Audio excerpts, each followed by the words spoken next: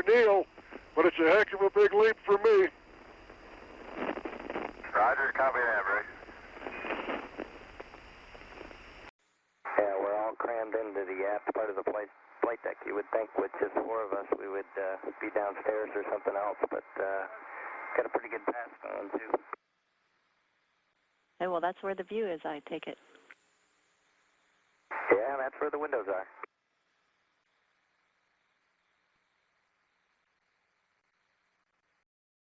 This is Mission Control Houston once again, coming up at 3 p.m. Central Time, 4 p.m. Eastern. We will have today's Mission Management Team briefing with Leroy Kane, who is the chair of the Mission Management Team itself. He'll have an update on how the flight is going so far. Talk about initial readings on Atlantis' thermal protection system. Of course, all that data is being analyzed as we speak by the debris assessment team, and also the other engineers here on the ground in Houston that will be taking a look at the orbiter boom sensor system video that was captured today. If you're a member of the media and would like to participate in that briefing today and have not already contacted the Johnson Space Center newsroom, we ask that you do that immediately.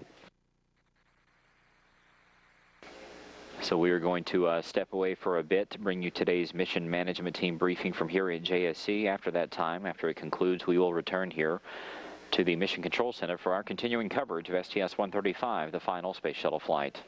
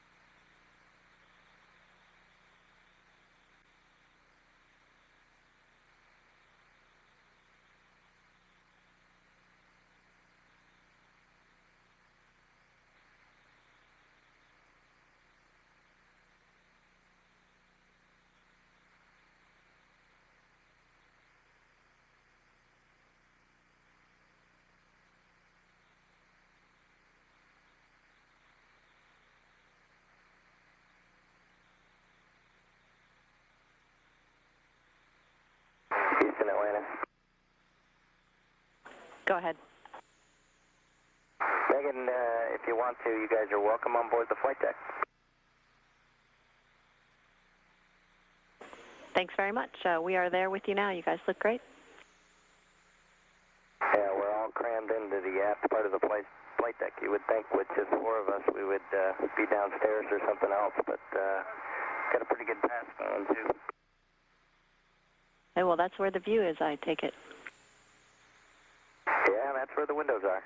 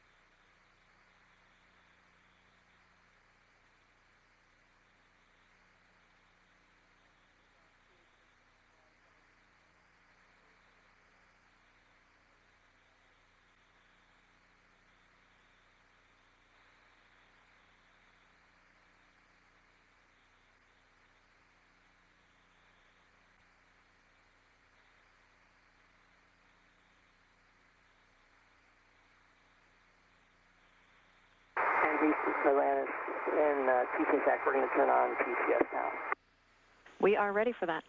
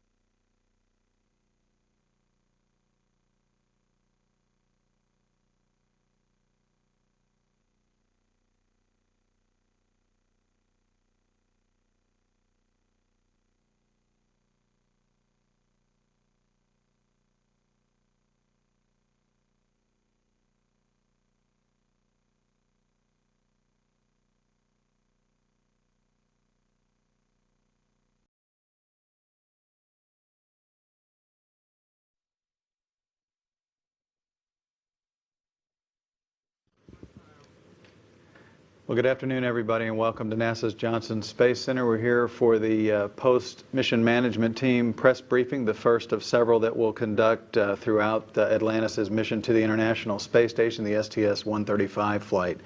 Joining us is the chairman of the MMT, Leroy Kane. He's also the deputy manager of the Space Shuttle program. He'll tell you all about the MMT meeting today, and then we'll throw it open for questions. With that, I'll turn it over to Leroy. Okay, thank you, Kyle, and good afternoon. It's great to be here. I want to start out by congratulating the entire Space Shuttle program team and the folks across the country that make it possible for us to execute these missions. The launch yesterday was flawless, and since then, Atlantis has been performing outstanding on orbit. But the entire team that prepared Atlantis and the entire STS vehicle to be ready to fly yesterday deserves a great pat on the back. They worked very hard, as they always do, and we have been determined to finish strong, and this is a good beginning of finishing strong on this last mission. So just a great job by the entire processing team down at the Kennedy Space Center. Fantastic job by the entire engineering and safety teams who got us prepared to go fly this mission. We did have, coming off of STS-134, we had a few issues, not even issues, but we had a few items, things that we needed to disposition and work through, and the team did their usual outstanding, rigorous job and due diligence in allowing us to be able to disposition those items and be able to go fly again.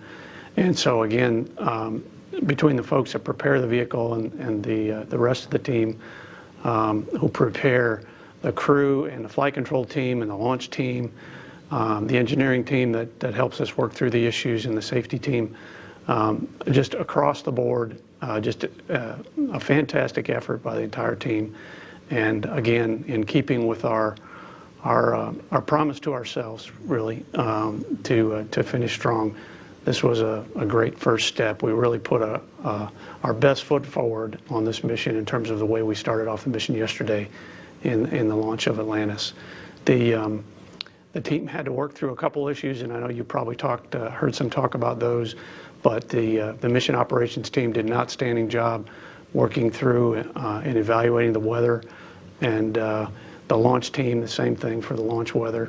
As it turned out, the weather turned out to be a little bit more of a challenge for the landing, the abort landing scenarios, and so the mission ops team here in Houston is responsible for those aspects of the launch weather and the landing weather decisions. And so just a great job by that team as well in terms of us being able to get launched yesterday. So a hearty congratulations to the entire team. We couldn't be happier with the way we started off this mission. So with that, we did talk in the mission management team today. It was a fairly brief discussion because, as I said, Atlantis is performing outstanding on orbit. The crew is doing great. They're in great spirits. They're in great health. In fact, they're doing so well that they canceled their normally scheduled private medical conference that they had slated for last night. And so they're just doing really well. And today was a great day for them on orbit. They've completed all their tasks up to this point in the timeline. I think they go to sleep in a few hours here at about 6:30 local time.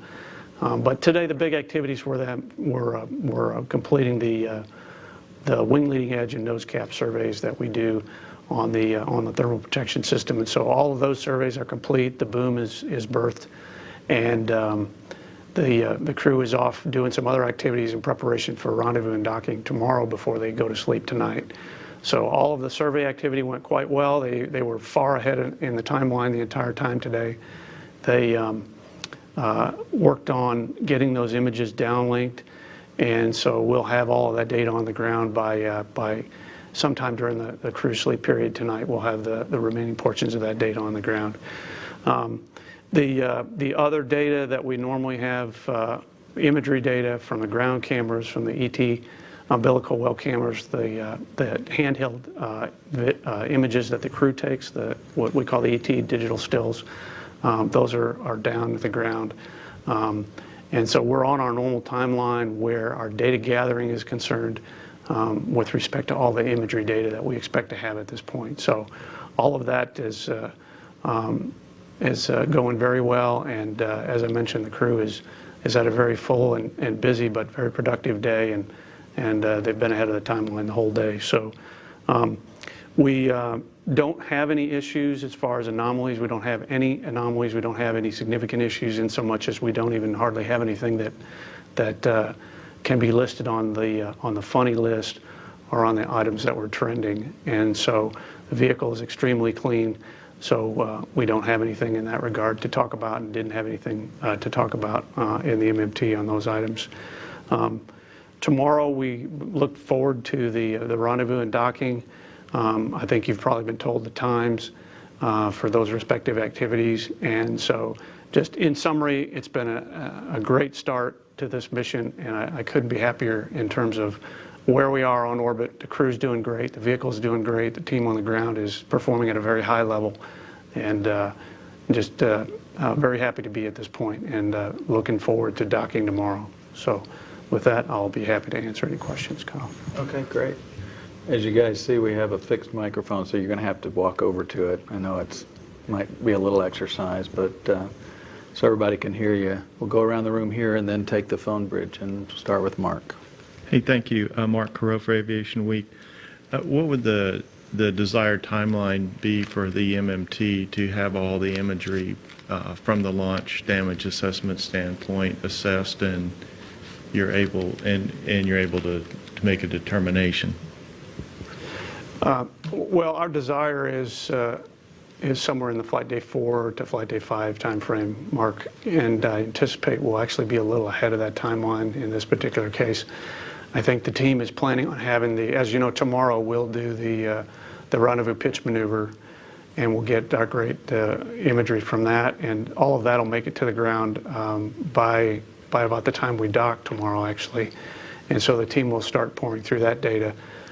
We have tentatively scheduled the focus inspection evaluation meeting for early evening tomorrow, and so that's a little ahead of where we actually need it in terms of the decisions that we like to be able to make where the MMT is concerned. So as has been the nature of this mission from T0, the crew and the team on the ground are pretty much ahead of the timeline, so that's a very good sign.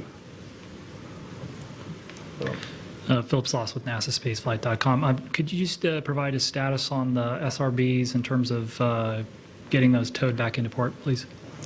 Sure. The boosters are in tow, and they'll make it to the port, I believe, tonight, with open assessment tomorrow is what we were briefed today, I think. I'm Dan Vergano with USA Today. I was just wondering if you could talk a little bit about the discussion of extending the mission one day. Sort of, it might be obvious to you, but what does that get you, and what you're thinking now? Okay, sure. The space station program would very much like us to extend a day, if at all possible. While we are there, we have more hands that are able to do the work on hand at the International Space Station, and so there's a desire for us to utilize our 4-person crew, albeit only 4-person. It is 4 more people than they'll have when we leave. And so right now we're in really good shape relative to working toward the possibility of being able to extend, and that is to say, more specifically, where the cryogenics are concerned, the reactants that we use for the fuel cells and the power on the orbiter. We have 23 hours of margin, and that doesn't quite factor in where we know we're going to get some buybacks from what we didn't use on ascent and launch day. That just hasn't been all calculated and computed in the spreadsheet yet. So I feel pretty good about where we are in terms of being able to possibly extend a day if we keep heading down this path and things continue to go well for us. Then I think we'll have an opportunity to make that decision in a couple of days. Denise? Denise Chow at space.com. I'm just wondering if there was a need to have a focus inspection, where that would fit in the mission timeline? We would do it in all likelihood on flight day 6. We have in sort of a standby version of the flight plan, we have it penciled in on flight day 6. And so that looks like the best place to do it relative to the other activities that we have planned. And just to follow up, I was wondering if you could explain how challenging it is to do the inspections from today with a 4-person crew as opposed to 6 or 7? Well, that's a good question because, as you know, we normally do have some more hands on board, and but I'm happy to report that our 4-person crew is performing quite well, as I mentioned earlier, and is staying ahead of the timeline, and that's saying a lot for Flight Day 2. Flight Day 2 is one of the most challenging days of the mission in terms of all of the activities that are required to be completed. And this crew was able to do that, has been able to do that throughout the day and stay ahead of the timeline. There are a lot of things that have to be set up in terms of cameras and positioning for the robotics work. It's a fairly extensive robotics work to scan the entire leading edge and the nose cap and do all of the cabin surveys that we do with the robotics and the cameras. And so it is a difficult thing to do with only a couple of people. And normally we have a couple more people that are able to look over their shoulder and in addition to doing some other activities that are necessary on Flight Day 2. Flight Day 2 is a little bit like the follow-up of setting up the campsite that you started at the end of Flight Day 1 when you got on orbit. So there's a lot of activity that has to take place, the inspection activity notwithstanding. And so, again, outstanding performance by the crew, and they've managed to complete a very challenging task with fewer hands than we normally do, and they've done it without a hitch. Let's go to the phone bridge, and you guys can think up some more questions for our spelling bee microphone there. Let's see, Seth Borenstein, Associated Press. Are you on the line, Seth? Thank you. It's Seth Borenstein at AP. Leroy, you talked about no anomalies at all on the list, especially given how you had a few last-second issues with the beanie cap and everything. How unusual is this to be such a clean flight with the crew getting such a head start on everything? Have you seen everything looking so positive? I mean, just so clean in the first full day of flight before, because I know you had a lot more time on this side than Kwasi. And also, does it seem like Atlantis certainly doesn't look and act like a ship ready for retirement? What do you think this means? Let's see, your first question, Seth. We have been very fortunate, and I use the word fortunate really as a tribute to the teams that prepare these vehicles and the teams that prepare the folks that execute the missions from a training standpoint. We've been very, very fortunate. For the last several missions, really the majority of the missions that we've flown in the last few years, we've had just outstanding performance of all the orbiters. So I'm not at all surprised that Atlantis has performed this well, and we're only a day plus into the mission here. I don't want to get ahead of ourselves, but getting through launch and ascent and orbit insertion and getting to this point in the mission as flawlessly as we have is no small feat. And so it is something to say that Atlantis' performance has been this outstanding. But we've seen it before on the other vehicles, and we've seen other crews perform the way this crew has performed on Flight Day 2. It's just that it is one of our most difficult days, and so if there are any other little glitches that go on, sometimes we have cable issues with laptop computers, or we have other issues associated with getting the things set up, as I mentioned, setting up the campsite, if you want to think about it that way. We've had other little nuisance kind of things, which aren't in and of themselves big problems or issues, but every one of those little things takes a little bit of time. And time is the essence of the real challenges that you have on Flight Day 2. So it takes a little bit of good fortune from that standpoint, and then a lot of hard work before you ever go fly by the vast majority of the team that you don't get an opportunity to talk to. You don't see them generally, but they're out there and they're behind the scenes, and they're really the ones that are responsible for us being able to execute like this. As far as Atlantis performing like this and getting ready to retire, we've said from the beginning that we are dedicated and determined to finishing strong. We wanted the last flight to be the safest flight that we fly. We wanted the performance of the vehicle to be as good as it's ever been. We wanted the team to be able to execute at a level that as high or higher than we've ever been able to execute. And that has been what we've dedicated ourselves to as a team, and I think you're seeing that play out. I think you saw it in the final mission of Endeavour, and the same thing for Discovery in the last few months here. And so I'm very pleased that we've gotten to this point. We have a long ways to go. This is an extremely challenging mission. A lot of people mistake this because it's whether it's because it's a final mission or because it's an MPLM and it doesn't have a big payload that we're going to leave on station in terms of like an AMS or an assembly type mission. It's a very challenging and extremely important mission to the space station program and to the international partners. So we have that entire mission in front of us, and we understand, I think, the challenges associated with getting it done with our 4-person crew. And so again, I'm very pleased at the start we've had here. And Atlantis performing the way Atlantis has to this point, being part of the equation, is a combination again of hard work and good fortune, it is what we were determined to do in terms of being able to finish strong. So this is what I expected, and I look forward to the rest of the mission and having it play out and finishing strong. Anything else, Seth? Thank you. No, that's it. Thanks. Okay. Robert Perlman, Collect Space, are you on? I am, thanks. Leroy, I think there was some talk prior to the launch, a few weeks prior to the launch, about extending the time that the external tank camera was on to sort of follow it into reentry. Was that done, and did you get that footage, and what did it look like?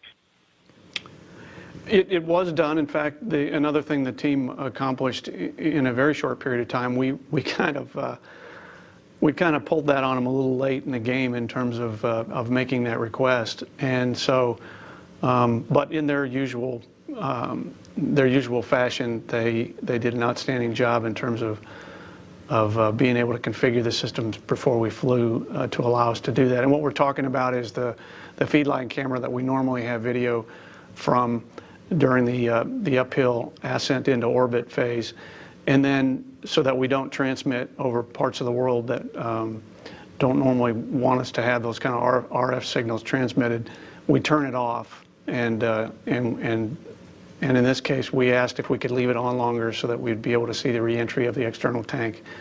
And the team was able to configure the systems to be able to do that. We were able to, our network team, Jim Bongeter and his team of folks, and Kathy Sham, really just went beyond the call in terms of being able to provide some capability on the ground with a station at Diego Garcia that could receive this information. As it turns out, the results, I think, are going to be about what we expected, which is when the tank gets to this point in its entry and reentry into the atmosphere, it's tumbling by this time, and the lighting is somewhat questionable, which again would be expected.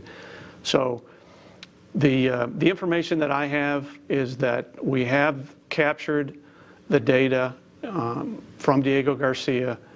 It is going to be questionable in terms of usefulness because of the motion of the tank and because of the lighting, but we haven't had any experts been able to look at it yet, and we won't have that, unfortunately, for probably a couple of weeks. And so that's not something that we'll likely see during the mission. It's possible, but it's just not likely that we'll see that by the time we finish this mission. But it was a best effort to begin with, and so we'll see what we see when we get the DVD. But that's the status of it as it stands today. Thank you. Okay, Bill Harwood, CBS News. Are you on, Bill? Yeah, I'm on, but Leroy, I have no questions. Thank you very much. Okay, we're back here. Anybody have any follow-ups? Yeah, Bill. Just a quick follow on the ET camera. There were no airborne assets or any other assets besides Diego Garcia that were available for this? Correct. Okay, thank you.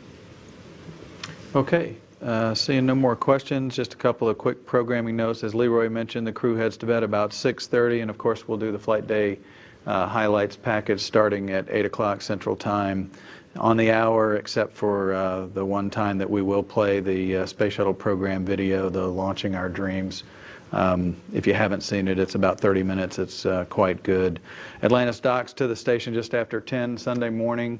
Of course, you'll see all of that on NASA TV. Our next mission status briefing is after that at 12:30 Sunday, and the MMT will meet again at 1, and then we'll be back here at 3 o'clock again tomorrow afternoon with another MMT update.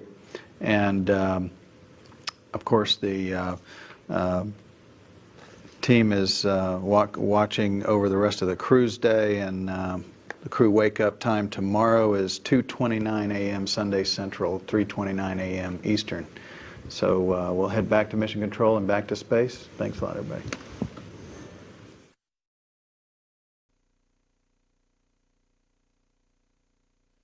I'm Tony Machadri. I'm Kenneth Edwards. I'm Todd Kwasny. I'm Amy Brzezinski. I'm Steven Zinter. We're the Odin Flight Control Group on the final shuttle mission. And you're watching NASA TV.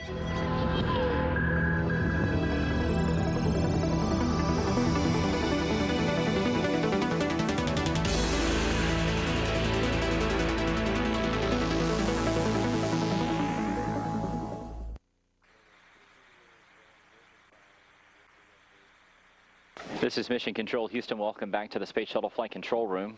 We are now on board Space Shuttle Atlantis. You can see Sandy Magnus there, as well as Rex Walheim. Sandy, we have a good opportunity now, basically, for the next 25 minutes.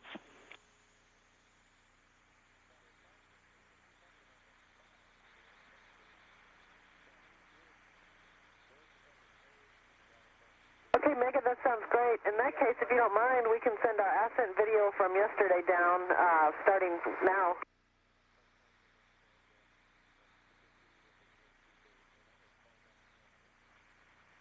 And Sandy, will that be MPC or DTV? We'll send a DTV. It was recorded on the V10. Okay, then we're ready to take that.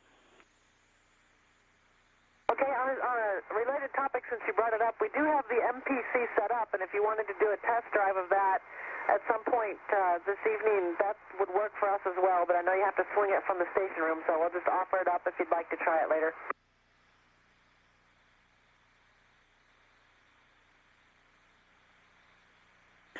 Sandy, we copy. Thanks for the offer. We'll take your ascent video now or as soon as it's convenient, and then we'll try testing the MPC at the first time called out in the message from this morning, which I think is at 6:08. Okay, that sounds good.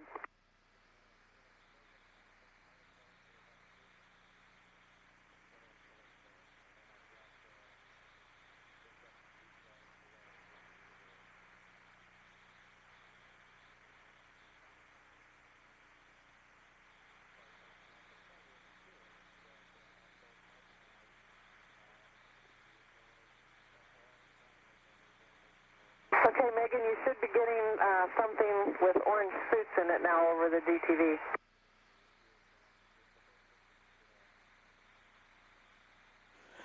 Sandy, we're checking.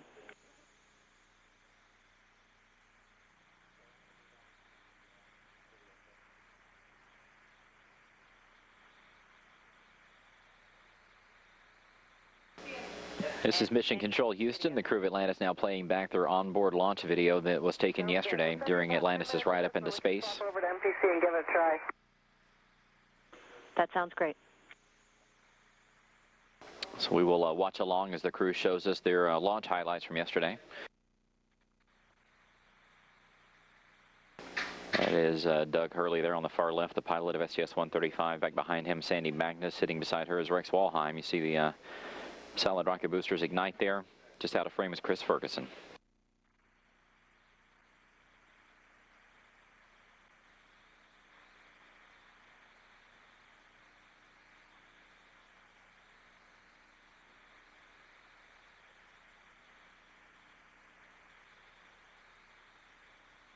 And Houston, Atlantis, when you're ready, I'll be glad to do the ML86 Bravo switch. Rex, we are ready.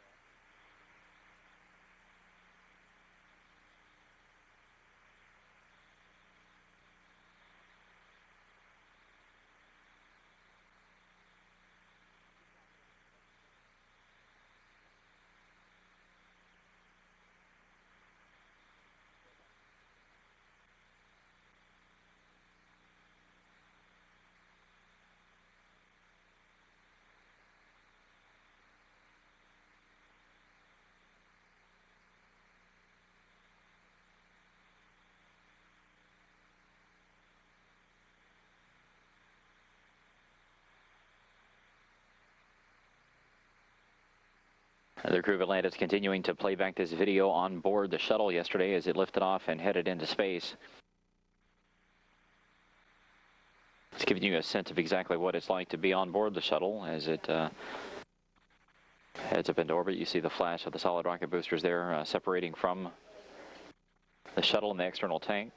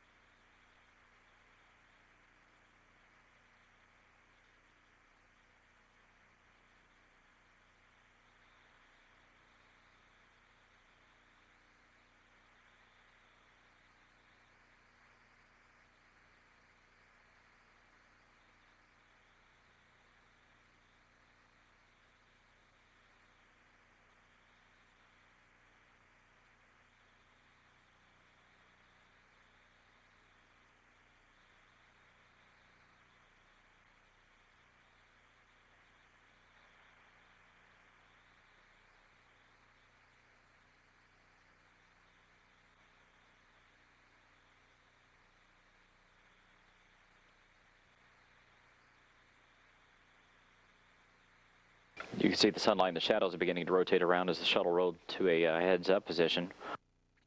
The shuttle does this during its launch in order to gain more favorable communications with NASA's Tracking and Data Relay satellite system. This is done during the final moments of powered flight. The shuttle at this point was still flying under its 3 main engines, still attached to the external tank.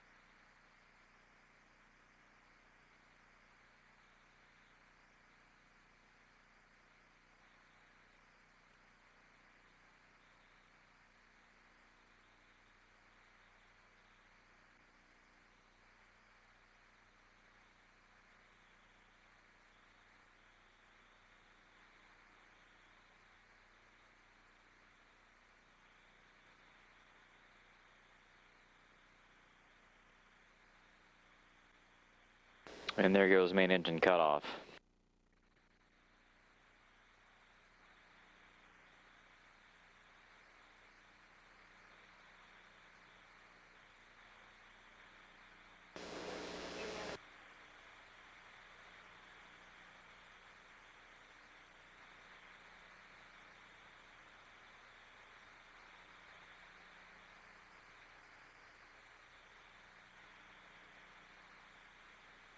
The crew is taking advantage of some good communication with the mission control team here in Houston to send this video down to us. They should be sending down their onboard highlights for us within the next hour or so. But once again, they've been playing back the inside views of the crew cabin as Atlanta's headed into space yesterday after launching from the Kennedy Space Center.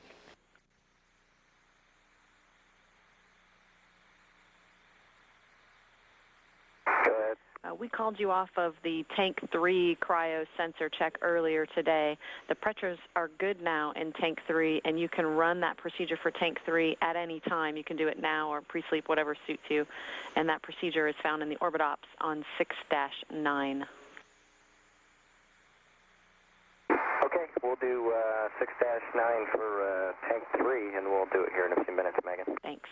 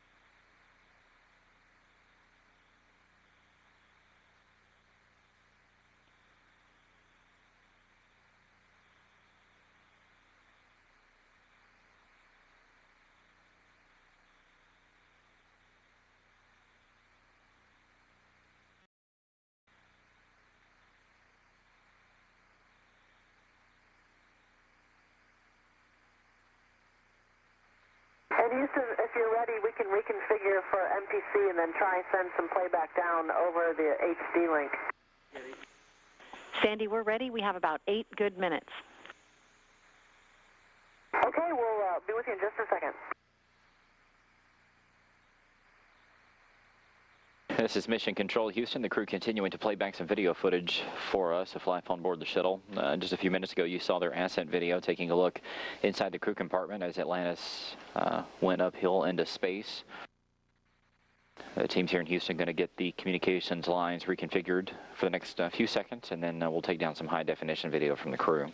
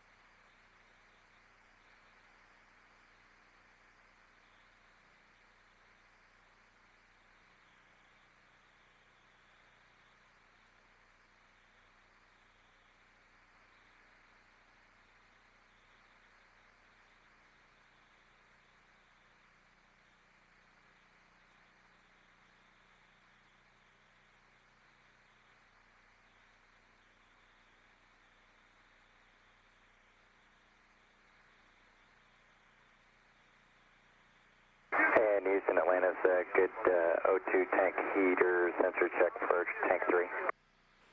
We copy that. Thanks.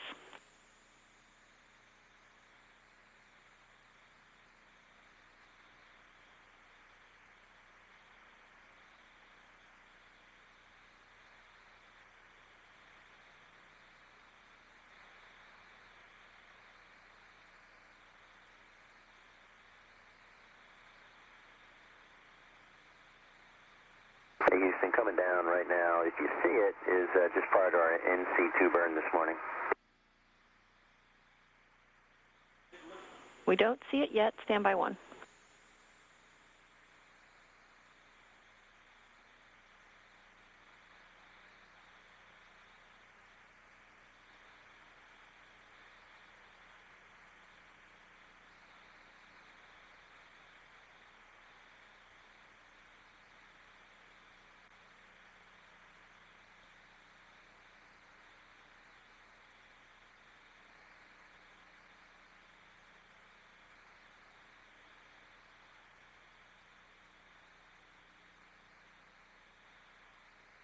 And Houston, we have 4 green lights in the MPC. I think it's coming to the... And a data light on the MUX. We do think the data's coming to the ground. We're just routing it here on the ground.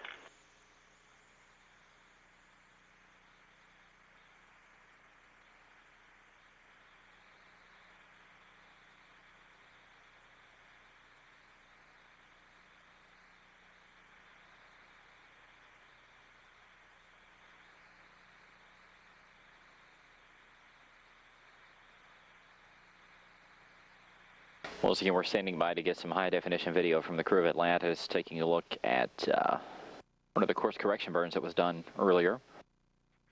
We're just configuring some switches here inside Mission Control so we can air that video live. The crew has about 4.5 minutes left on this communications pass. If we don't get all of the video on this particular pass, we'll pick it back up. Megan, we're in play pause right now, so just let us know. Wilco.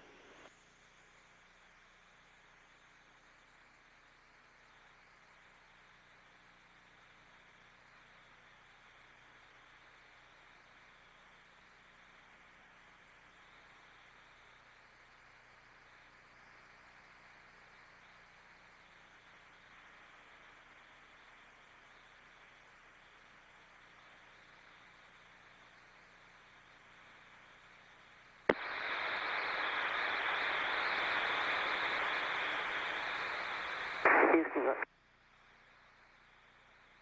Atlantis for airlock prep for docking. Go ahead, Rex.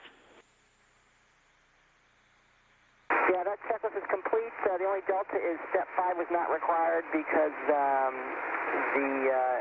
restraint bag was not wrapped around the AAP bar. It was already hooked to the restraint hook.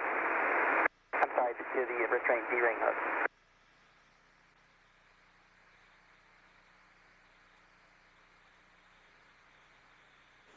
Rex, we copy.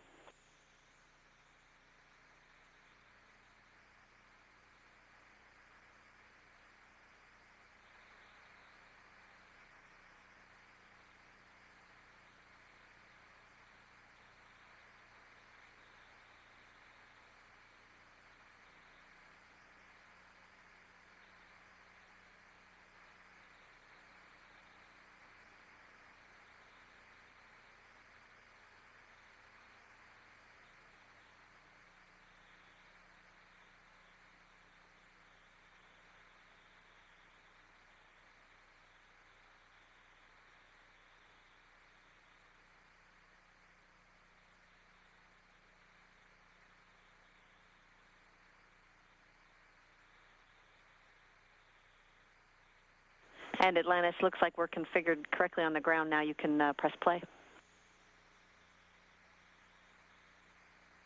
Once again, the crew is going to play back some high-definition video from onboard the shuttle from today's NC2 burn that took place at 5:18 a.m. Central Time. And there's the flight deck. And we have good video playback now. Thanks. Hey, you'll see our jig coming up here in just a second. And we see that. This is a short burn.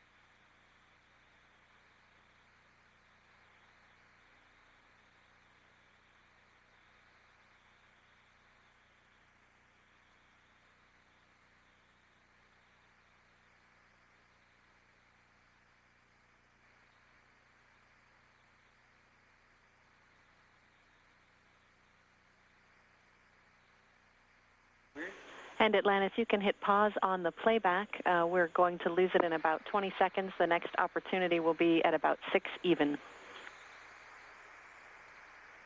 Okay. So we're about to lose video communication with Space Shuttle Atlantis. We'll pick it back up in about 40 minutes. That is our next opportunity to get that high-definition playback from the crew. So, of course, we will bring it to you live whenever we get it. It'll probably be close to 4:30 or so whenever we have that. The crew has pretty much wrapped up most of their daily activities. They successfully completed the orbiter boom sensor system survey earlier today. They've already done all the rendezvous tools to check out. They've got the centerline camera installed. They have extended the orbiter docking system ring, all of that being done in advance of tomorrow's docking. That docking is due to take place at 10:07 a.m. Central Time, 11:07 a.m. Eastern Time. Of course, we'll have live coverage here on NASA television of all of that. The terminal initiation burn, which is the final approach burn that Atlantis will conduct, that's going to take place at 7:29 a.m. Central Time, 8:29 a.m. Eastern Time. Then, of course, as we mentioned, the docking, which will be the final time the shuttle docks with the space station at 10:07 a.m. Central Time, 11:07 a.m. Eastern Time. On board the International Space Station, the crew is also getting ready to welcome Atlantis. There's going to be 3 members of Expedition 28 that are going to play a part in tomorrow's docking. Sergei Volkov is going to be using a camera with a 1,000 millimeter lens on the end of it. Satoshi Furukawa is going to use one that has a 400 millimeter lens, and then Mike Fossum is going to use one with an 800 millimeter lens. All three of them will be taking pictures from inside the Russian segment of the station, looking down on Atlantis as it performs that rendezvous pitch maneuver. That is the backflip. Go ahead, Sergey. Hey, Megan, we'd be delighted to do one today if the doc's available and wants to talk to us.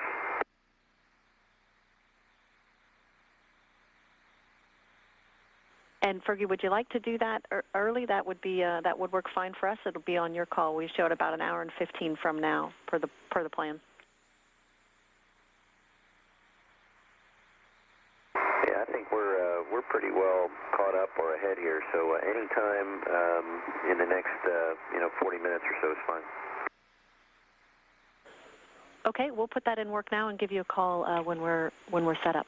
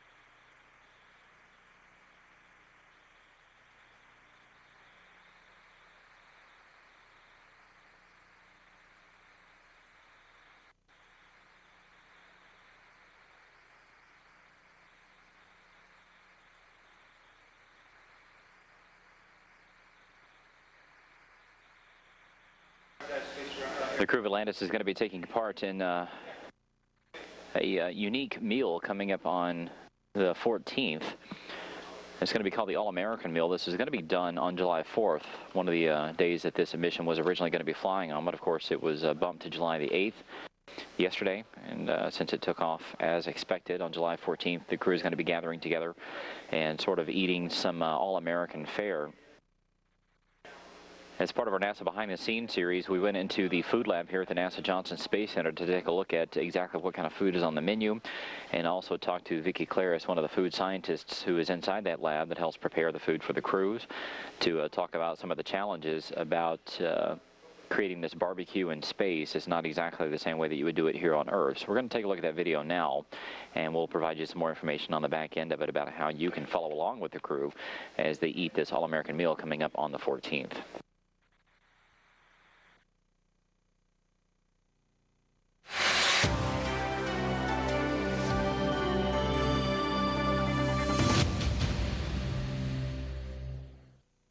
Vicki Claris. Yes. We're sitting here in the food laboratory.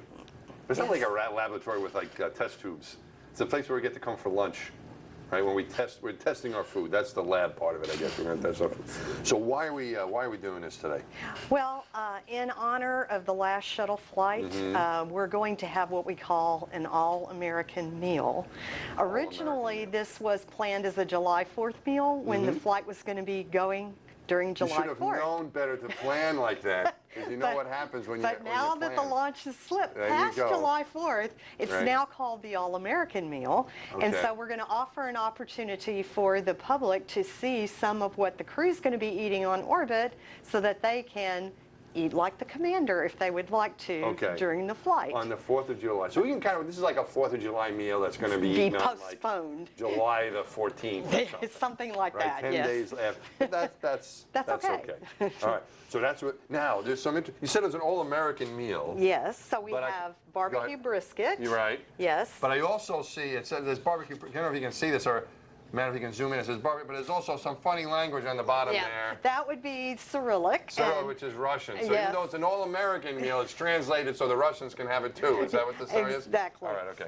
The foods that we send to ISS, we've been putting the Cyrillic on there as well in order to make it easy for our Russian colleagues. And they do the same for us, right? With their food, we can get it. They have so the point is, it's an international space station. So right. There's multiple languages, even on your food. Yes. So that different crew members from around the world can know. And we actually did this when we first started out working with the Russians, but now I'm not even sure it's necessary anymore because our crew members, you know, our U.S. crew members know Russian fairly well and vice versa, and so it may not even be necessary anymore, but we're still doing it. That's a nice reminder of the international flight. Sure. Do you ever lie about what it is? No. Like, you know, these Americans will never eat this salmon, so, you know, they put down it's, you know, fudge cake. Yeah. You know, like, it's a little, you ever try to do that trick anymore? But some of the translations do come out a little interesting. For instance, we have a Fiesta chicken, and to Americans, Fiesta means that's a Southwest style spice, right? Yeah. Okay, when you translate that into Russian, the question comes back from our Russian colleagues, what is a party chicken? The Fiesta is a party. Yes. Party chicken. A party chicken. So a little bit gets lost in the translation sometimes. I kind of like the idea of the party chicken better. Yeah. I think I'd be more likely to eat the party chicken than I would. Okay. Right, but we have today, we have the barbecue brisket. Barbecue brisket. We have baked beans. Oh, yeah. We have southwestern corn. And we have lemonade. Oh, man. And on orbit, they're also going to be adding some fresh items to that, which are not our space foods. But this is the space food items that are going to comprise the all-American meal. Now you mentioned what's going to be their fresh items. Well, we're going to add some crackers, and we're going to add some brie cheese. Now I don't know why you didn't mention it. And we're going to add some commercial apple pies. Apple pie. All right, now you're talking. Yeah. Because you need apple pie on the 4th of July. But we don't have a shelf-stable version of that. So you're going to give them fresh apple pie? No, it's a commercial shelf-stable apple pie. Okay, we just don't have one in our flight system. So these are the items of the flight food that are going to be included. Oh, okay. So that's going to be a commercial, like you get it from the grocery store. Right. You're just going to get that apple pie. Right. And, of course, we can't mention which one it is because this is the government. We're not allowed to do any advertising. But I'm sure it's going to be a good apple pie. Yes. Okay. All right. So that's what they're going to have on for their 4th of July. Their belated 4th of July. Belated 4th of July meal. Correct. And this is the last shuttle flight. Yes, it is. So this is kind of historic. And one thing I noticed here on the silverware that we have here, I don't know, Matt, if you can see that, the silverware. It's engraved. Go right in there. See, it's engraved there. It says shuttle on it, right? So what are we going to do? We're going to keep the silverware around, or are we going to? What's going to happen to it? Yeah, we're going to keep it around. We also have quite a few sets that were not used for shuttle that we're going to be flying to station for our crew members to use as well. It's going to say shuttle on it? Yeah, it's going to say shuttle on it because it's already been engraved that way. I thought I was going to get a good deal on some shuttle silverware. Is what I thought was going to happen. But you're still going to be using it to fly it in space. It's still space stuff. Have you tried this stuff? Am I the only one who gets to eat? Yeah. There's a whole crowd of people. I'm the only one who gets to eat. Of course, in space, this will all be, if we ate it like this, it'll all be floating around. Yeah, on orbit, they'll be eating it out of the packages that you see here.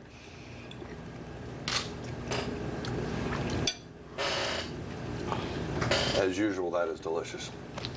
I'm glad you like it. Whose idea was it to do this, to get this, to do this for these guys? Was this the Food Lab came up with this? Well, actually, Sandy Magnus, I believe, was the originator of the idea because, as you're probably aware, when shuttles have gone and docked with station, they usually plan some kind of joint meal.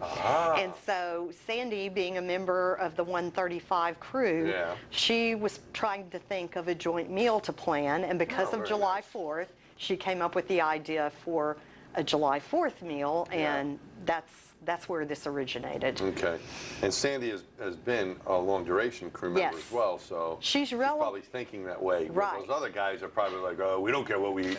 But, you know, Sandy's probably thinking ahead there about And what she's would be well nice. aware, having spent long duration on station, she's well aware of the psychological benefit to Yes. something special like this on orbit. And that's one of the important things about food, Mhm. right? It's not just to nourish you. And you'll take care of that and make sure that we have the right nourishment, right? We can't just eat fudge cake the whole time. Right. We've tried it; they don't let you, right? You have to have a balanced meal when you're up there.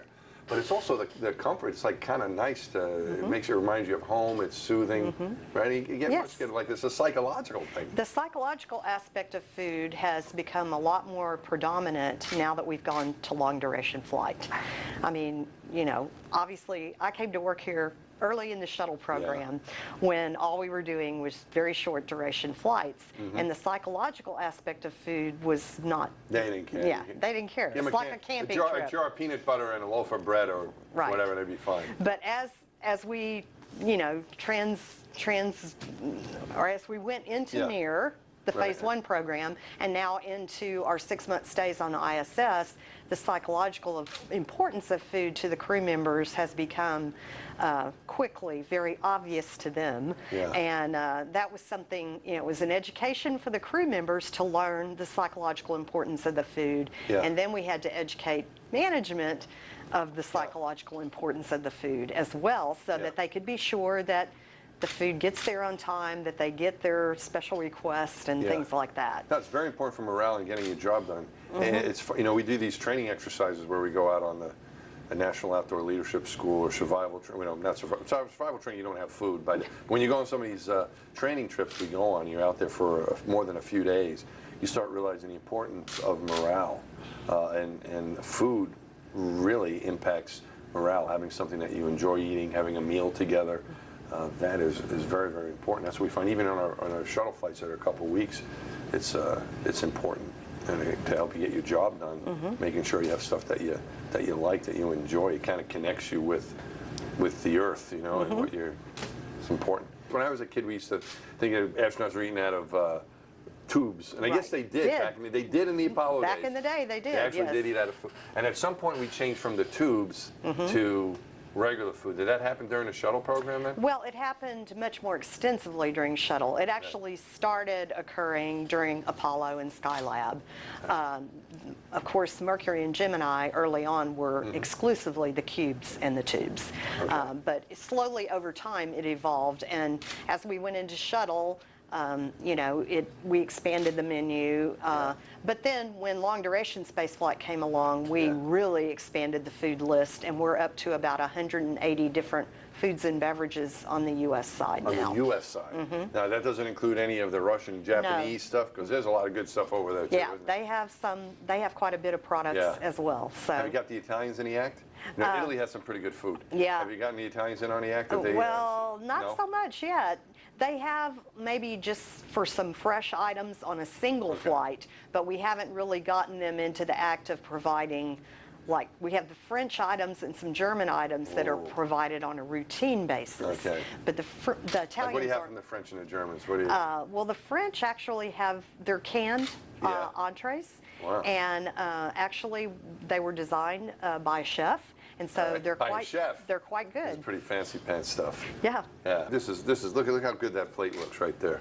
Right. That is delicious. That'd make anyone want to be an astronaut. Right. Right. So if people want to enjoy this at home, is there any way they can get this for their own 4th of July celebration at home? Well, what we're going to do is we're going to post the formulations of these flight food items, and then if they want to try formulations. Yeah. Is that a fancy way of saying recipe? We don't have recipes here at NASA. But no cookbook. We have a formula book. There's going to be a textbook. Well, formulations are a little bit different than recipes, but because usually formulations are designed to make many, many servings of an item. But I think we want to keep that quiet. That we're not using recipes. The crew find that this is a formula for your. I'm glad I didn't know that when I was in space. You were using formulas. Okay, I'm sorry. Go ahead. Okay. So they. So we are going to post some of the formulations if they would like to reproduce those at home. Okay, and they're easy to cook? They're really easy? Well, Our processing is a little bit different because we don't have refrigerators and freezers for food, and so our food has to be made shelf stable, meaning that it can be at room temperature for long periods of time. And so that's actually a little more challenging than just cooking something to serve it immediately at home, because you have to go through a more extensive process to make it shelf stable. Right, and for us as astronauts, one of the best things about the food is not only that it tastes good, but it's easy to cook. Right. Because we get it in this form, in this package, and let's have some grilled chicken. We throw it in the oven, cut it open, and it's delicious. Right. Right, well, we don't have to mix ingredients. I think if we want to add a little salt or spices, we can do that. So you take care of all of that here. Right. And you know what I'm wondering? Do we really want to know what's inside? You know, sometimes you're better off because, you get the package here. Okay, what do we got here? We got corn. We're going to eat the corn. But when you started talking about the formulations, are we going to get? Would we be freaked out if we looked at what that is? No. You sure? Yes. Are you trying to hide stuff in there? Like my mom. My mom she would make a chocolate chip cookie supposedly, but she'd make them like with oatmeal and raisins and stuff. To make them healthier. I guess. Are you doing that same thing now? So you mixing raisins in our brisket? Well, or anything like that? we aren't really doing that, but I can say we are striving to reduce the sodium in our foods to try to make them healthier for our crew members on orbit. Sounds like a good idea. Yes. All right. All right. Well, this is, if you want to eat this at home, they can get it. What's the website people can go to have an astronaut 4th of July? NASA.gov. NASA. They can go to NASA.gov and look for menu formulations. Okay, so they can go to NASA. You can go to NASA.gov and look under menu formulations. Is that right? Menu formulations, and you can find out what we have here, and you can have your own space-themed 4th of July. What could be any better? That's right. All right. Well, Vicki, thanks very much for You're welcome. for feeding me, and I think I'm going to stay here for lunch and finish this up. Okay. This is really good.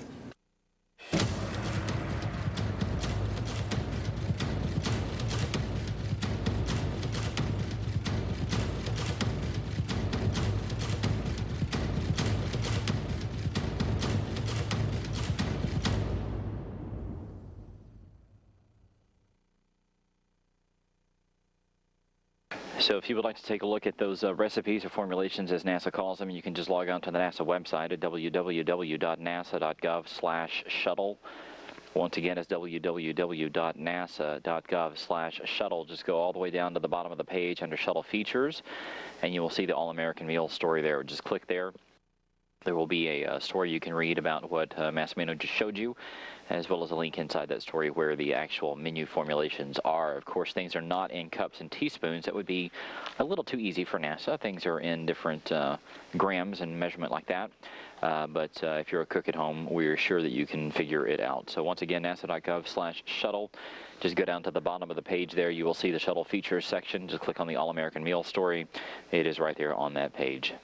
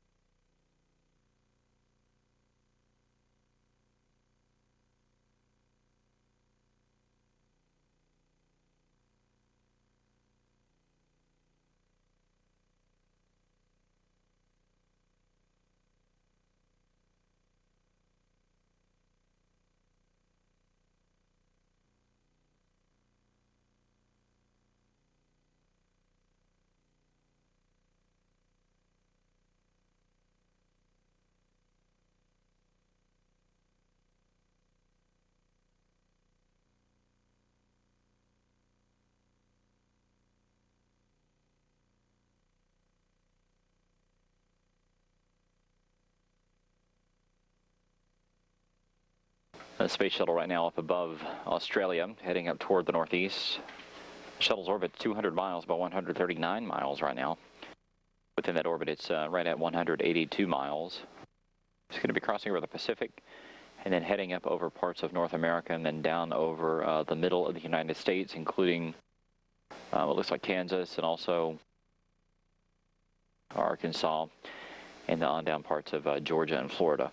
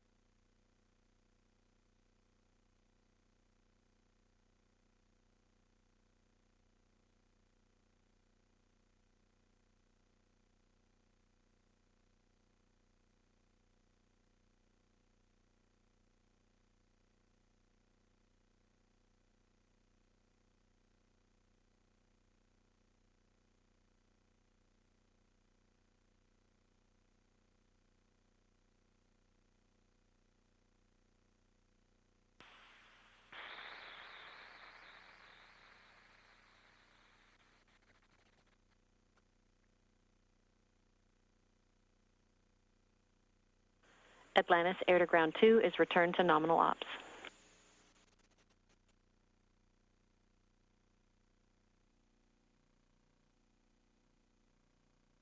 Copy, Megan, thanks. And I had a question for Rex about the airlock prep for docking, if he has a moment.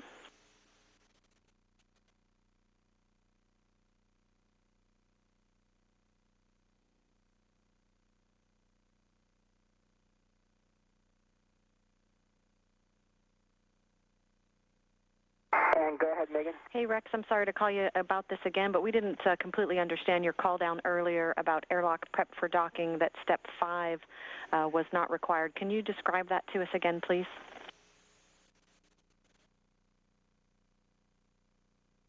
Yeah, the LTA restraint bag is supposed to be wrapped, the bottom of it's supposed to be wrapped around the AAP, and it wasn't. It was already basically in configuration of what Step 5 would want you to put it in. I did not take the EMUs out of the ETA at all. It was basically configured as I needed. I took the restraint straps off of the AAP from the spring hooks, the French hooks, I guess they are, and then like I say, the bottom part was already in the configuration that Step 5 asked for.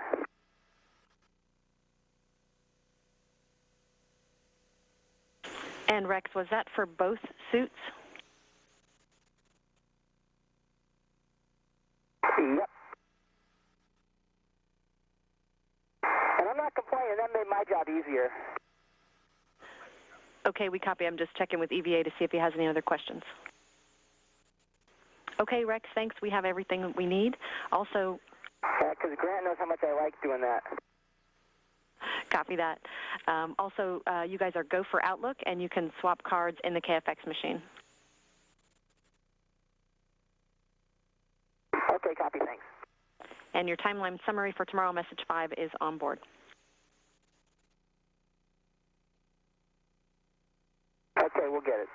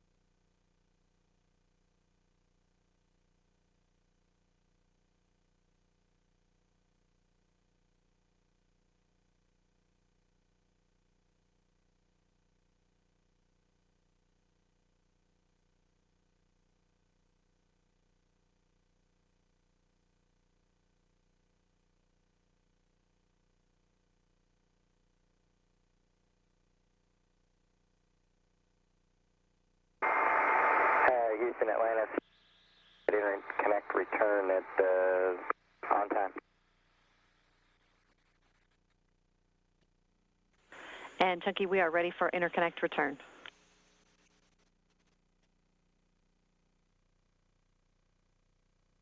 Good work.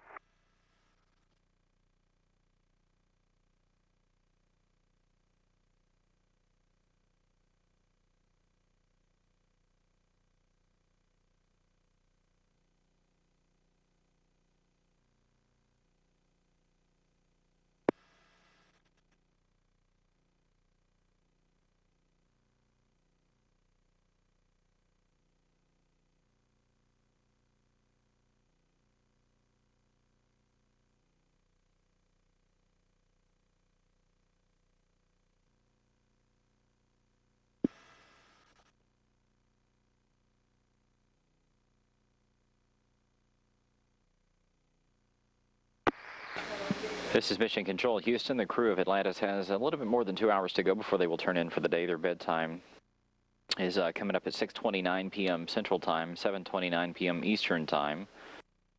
Of course, we'll begin our flight day highlights the hour after that, beginning at 8 p.m. Central Time, 9 p.m. Eastern. And then we'll have a special airing of our Space Shuttle launching our Dreams video at 10 p.m. Central Time, 11 p.m. Eastern Time. If you have not seen that video yet, we encourage you to take a look at it. It is some time well spent looking back at the history of the Space Shuttle program, some of the major milestones of the shuttle, and gives quite a bit of sense of the history of this vehicle. We've also been showing you our shuttle showcase videos throughout this mission, and we'll continue to do so. We're going to air one now, taking a look back at STS-30. That mission flew back in 1989 by this very shuttle, Space Shuttle Atlantis. It deployed the Magellan probe into orbit. That Magellan headed out toward Venus to study that planet. So let's take a look at that now here on NASA television.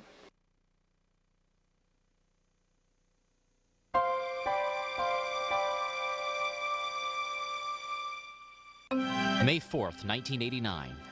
Atlantis, Houston, everything down here looks real good to us. The 5-person crew of Atlantis prepares for the first deployment of a planetary spacecraft from the Space Shuttle. Now looking at the business end of the inertial upper stage Magellan stack. This is the nozzle for the solid rocket motor. Atlantis, Houston, Sunnyvale had a good direct check and their command is complete. Okay, Pierre, we copy. We're proceeding into the IUSPI lock checkout. Roger that. A little more than 6 hours after launch, Magellan and its inertial upper stage booster are released from Atlantis' payload bay to begin Magellan's voyage to peel back the layers of the planet Venus.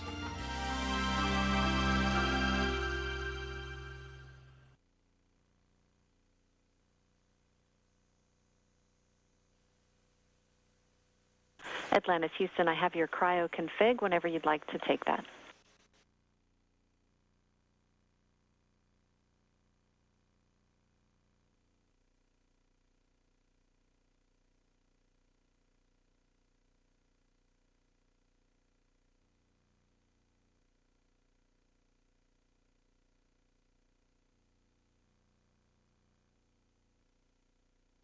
Okay, Megan, we're ready to put it in work.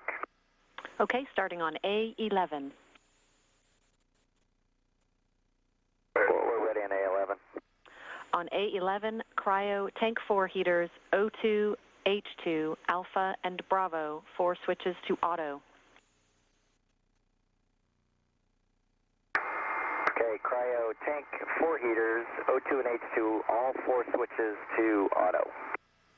Good readback. That's complete. A15 is next. We're ready on A15. Cryo tank 5 heaters, O2, H2, Alpha, and Bravo, all 4 switches to off. Okay, all the tank 5 heaters, 4 switches, O2 and H2 to off. Good readback. And that's complete. R1 is next. We're ready on R1. O2, H2, tank 2 heaters, Alpha and Bravo, 4 switches to auto. O2H2, tank 2 heaters, all 4 switches to auto. Good read.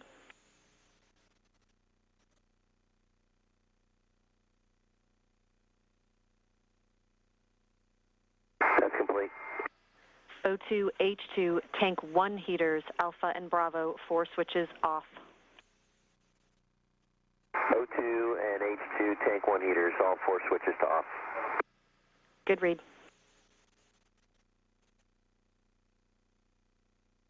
That's done. O2H2, manifold valve, tank 2, 2 switches closed, talkback closed. O2H2, manifold valve, tank 2, 2 switches coming closed. Good read back.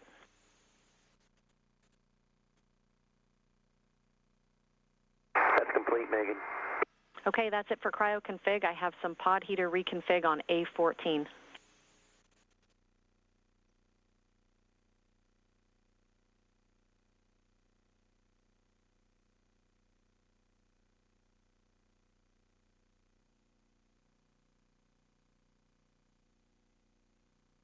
Okay, ready on A14. On A14, RCS ohms heater left pod, Bravo off, Alpha auto.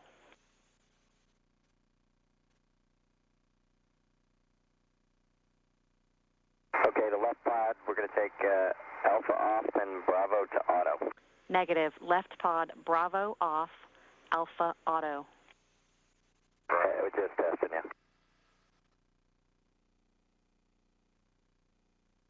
Here comes Bravo off and Alpha to auto on the left pod. That sounds good.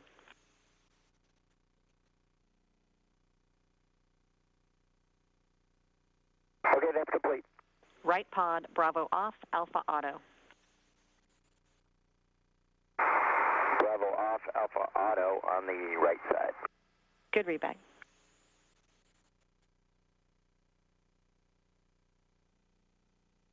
And that's complete. Okay, that's it for now. Did you have any more downlink video you wanted to play for us? Yes, we do. We'll give you a call when we're ready to ship it down. Copy that. And Megan, just to be clear, are you guys ready for the HD downlink now? And we still have a little bit of ground config. Okay, just give us a call. We'll have it queued up. All right, we'll do that.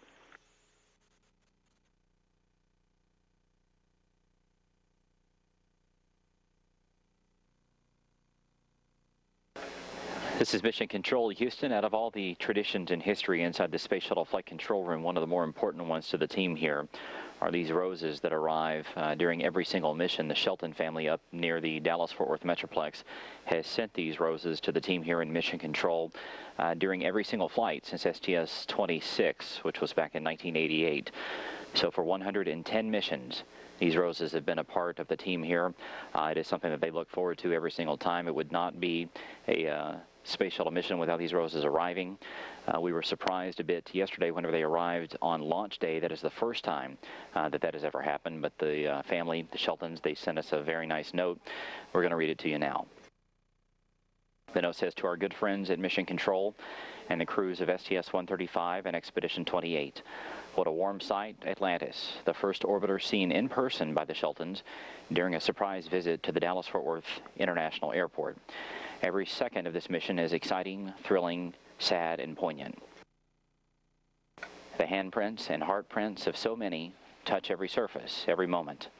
Thank you all for sharing it all, the glory and unspeakable pain with a grateful nation, a grateful planet. Godspeed, Godspeed, Godspeed, the Sheltons and the Murphys. On behalf of Mission Control and the entire team here in Houston and the entire Space Shuttle program, we want to thank those families for supporting us all these years. We look forward to this tradition continuing with our next human spaceflight program.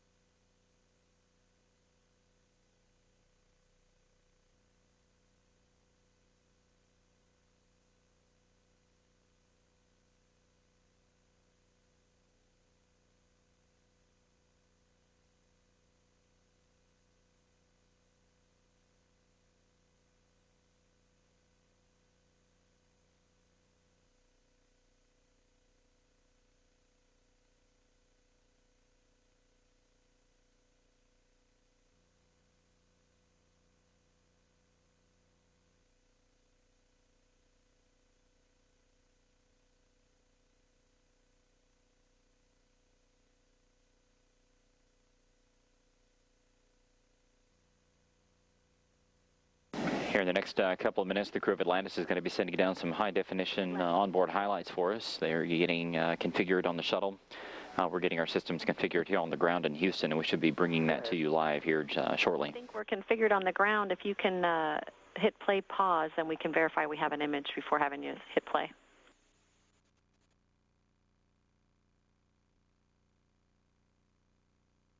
Okay, we're in play pause.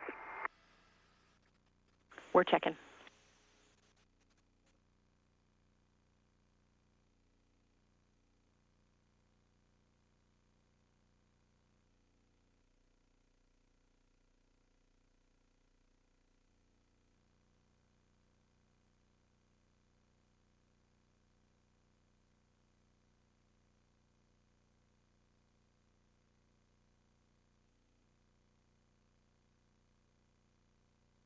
Houston, we have 2 new cards in the KFX machine.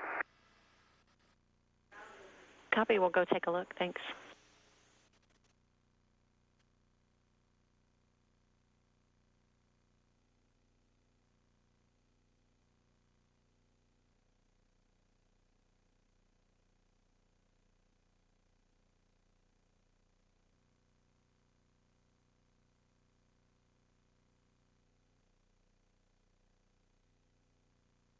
And Atlantis for playback. We are out of config on the ground. We're working to correct that, and we'll let you know when we have a good image.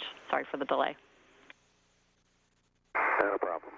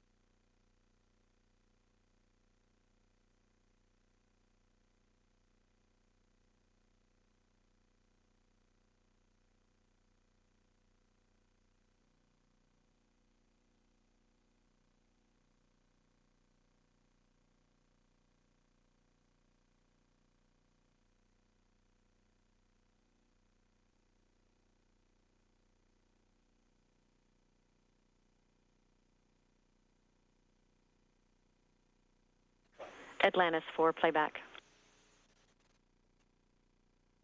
Go ahead.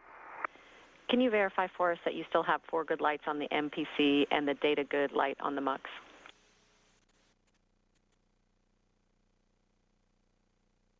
I still have a good data light on the MUX on channel 2, and I have 4 good lights in the MPC. Okay, thanks for checking. We're still working stuff from our side. Sorry about this. That's all right.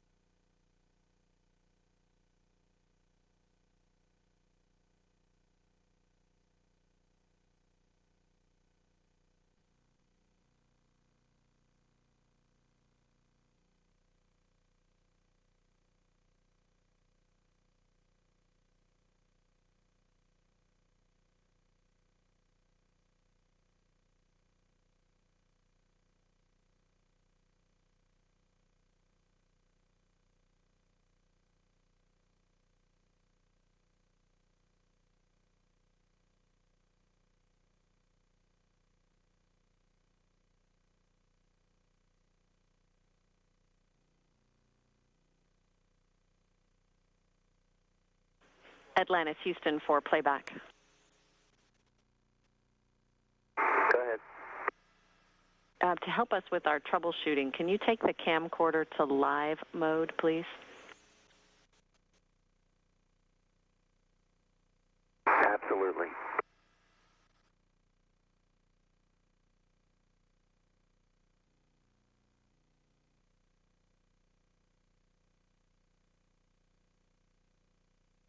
Okay, you're live. Thanks. We're checking.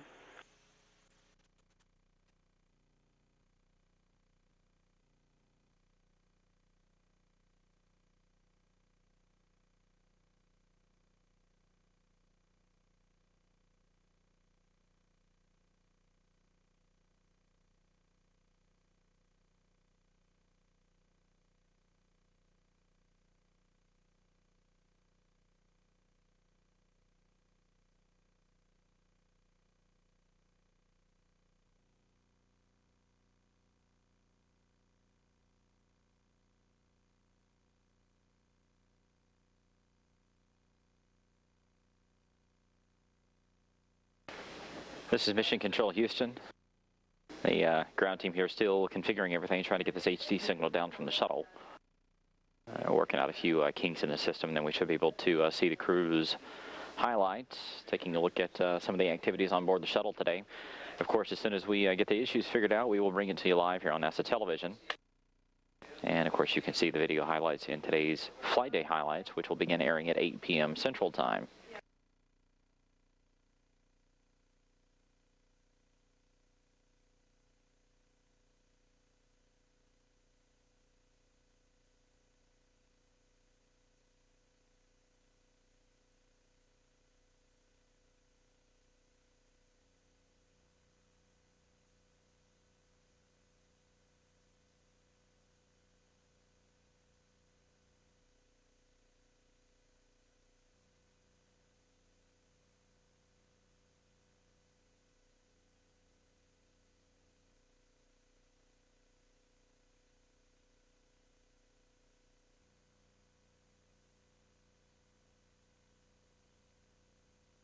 The crew has about 1 hour and 44 minutes left in their crew day, and then they will wrap up flight day 2. Their bedtime is coming up at 6:29 p.m. Central Time, 7:29 p.m. Eastern Time. They were ahead of the schedule all day long, running about an hour and a half ahead of the timeline. They got the orbiter boom sensor system survey completed, and they also got everything checked out for tomorrow's activities. At docking with the International Space Station is going to take place at 10:07 a.m. Central Time, but they checked out the rendezvous tools. There's some handheld lasers and some other items that they will use as they near the International Space Station. They also got the centerline camera installed inside the orbiter docking system. This will provide a bird's eye view straight down the center line, and that's why they call it that, as it nears the International Space Station and pressurized mating adapter number 2. Tomorrow, the terminal initiation burn is going to be done at 7:29 a.m. Central Time. That'll be 8:29 a.m. Eastern Time. A little bit later than that, the shuttle will be within 10,000 feet. That will take place at 8:27. Just 9 minutes later, the shuttle will have halved its distance down to 5,000 feet. And then beginning the rendezvous pitch maneuver, that will take place at 9:06 a.m. Central Time. That will take just a few minutes to accomplish. And then after that takes place, the shuttle will pull up in front of the International Space Station and begin to back in toward the Harmony node. Once again, our docking is set for 10:07 a.m. Central Time. After that takes place, the crews will do some leak checks on the hatches to make sure that everything is in tip-top shape on either side of that hatch. And the hatches will be opened, and the crews will greet one another soon after that.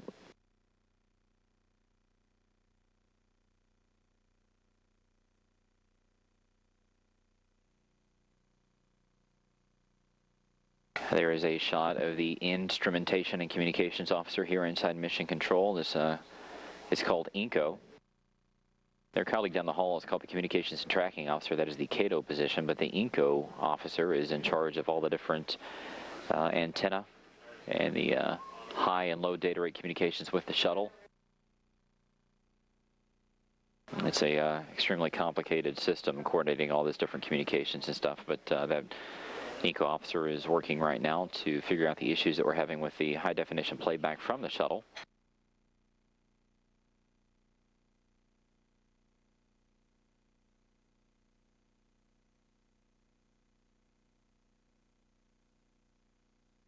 But they are responsible for all the different communication and instrumentation systems, all the audio, the video, as well as the orbiter inspection systems on board the Space Shuttle. So they played a key, critical role in today's operations with the orbiter boom sensor system survey. Rick LeBrode, our flight director here for Orbit 2, he himself was an instrumentation and communications officer, as was Wayne Hale, the former flight director and shuttle program manager. Gary Horlocker, who was one of the lead shuttle flight directors on STS-135, also an ECO. So quite a number of names have served in that particular position.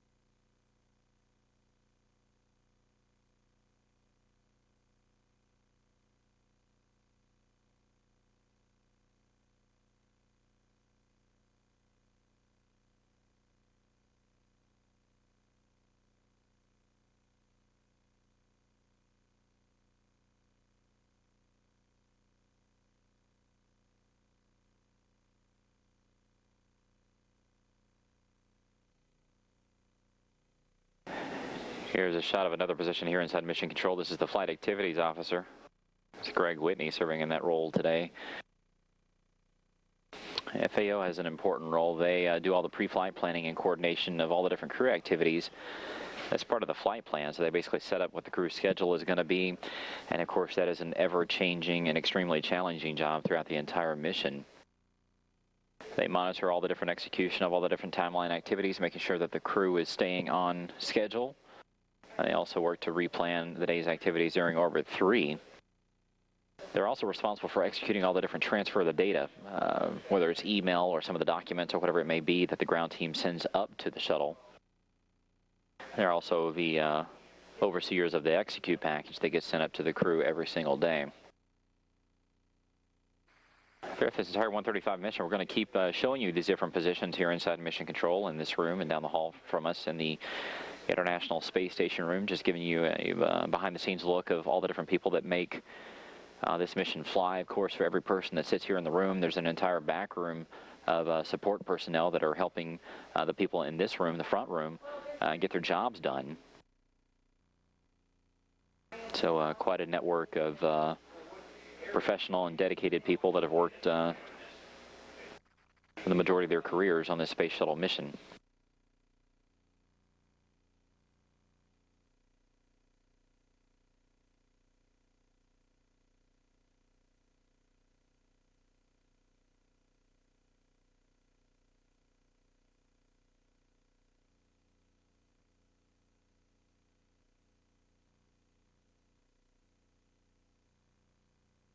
Houston, for the downlink, you want us to continue to leave you live on the flight deck? I mean, that's fine with us. We're going to take a quick break here, and we'll be back with you shortly. Just give us a holler if you got something for us.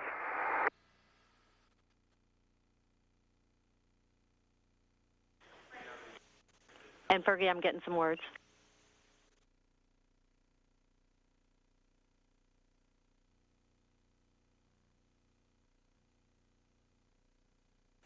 And Fergie, we are still trying to troubleshoot on the ground. We are on a new satellite now. We're hoping that might make a difference to us. We'd like you to stay live for about another 10 minutes, but just so you know, we aren't receiving any image on the ground, so we're not getting any flight deck video, and we do believe it's a ground problem, and we're working on that config. Okay, no problem. Staying live to the ground. Still have four green lights on in the MPC. Copy that. Thanks.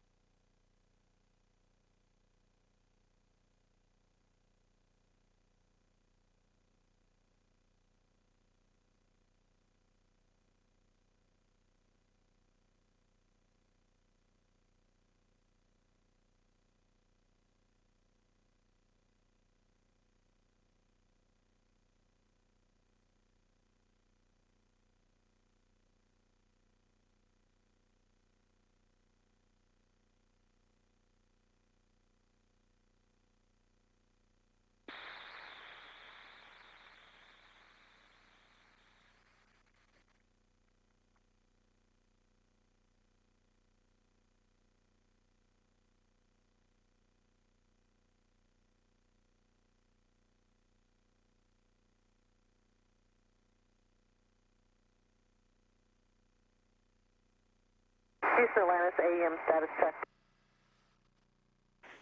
Go ahead, Sandy. Yeah, they all three look good. The water in Unit 3 on the left side is slightly lower than 1, but not too bad. The water level everywhere else on all of the units is at 1, and I can give you the times I did the check if you'd like. And we'll take the time, Sandy. 2150 for 1, 2156 for 2, and 2201 for 3. We copy all. Thanks.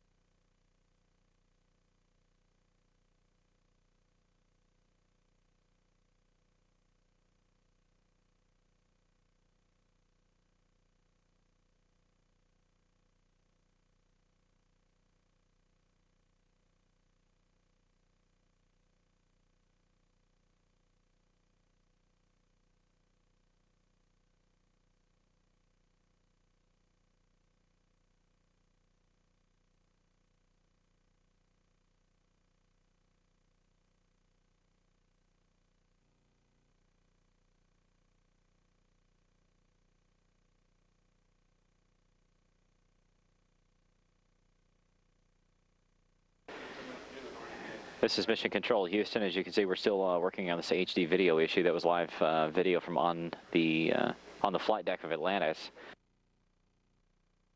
So good news that we're getting it. We'll see if we can continue to work this issue, and hopefully the crew has a chance to play back their video highlights for us.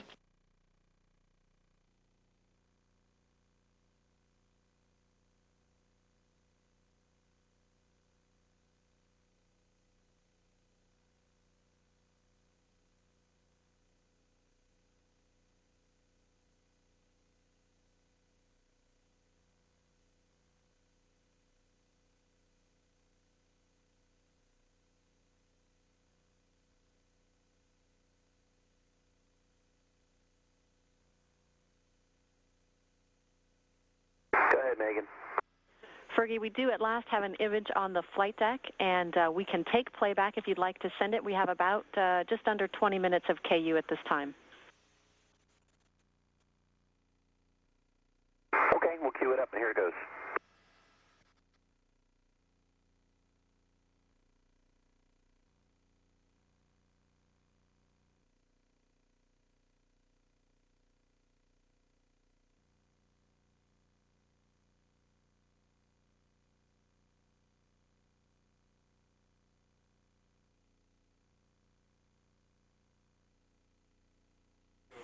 And Atlantis, we're receiving playback now. Thank you. Great work, Houston.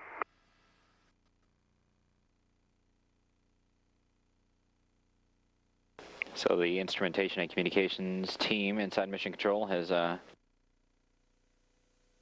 solved the issues, it appears. So we will watch along with the crew of Atlantis as they play back these video highlights for us.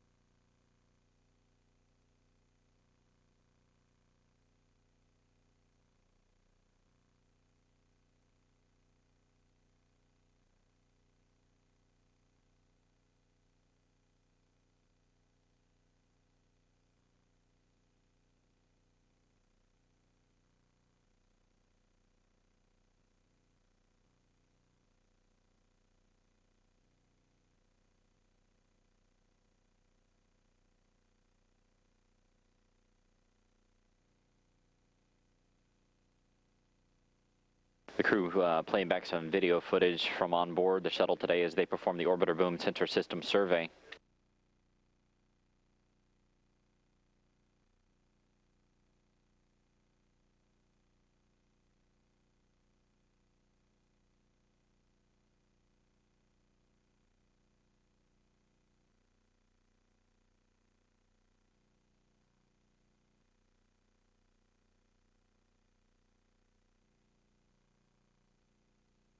They began that OBSS inspection at 6:46 a.m. Central Time. They wrapped it up at 11:30 and then had the OBSS back down into the payload bay just about 20 minutes later. So we'll continue to watch along with the crew and see what they did on board the shuttle today.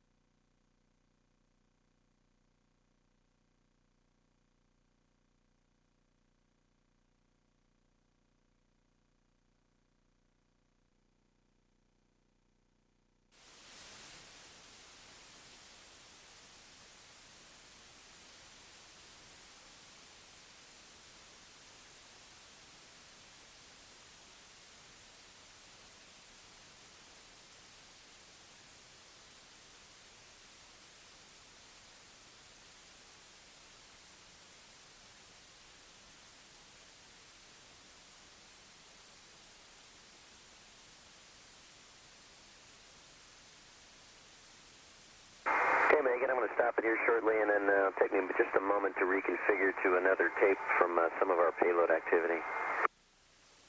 Copy that.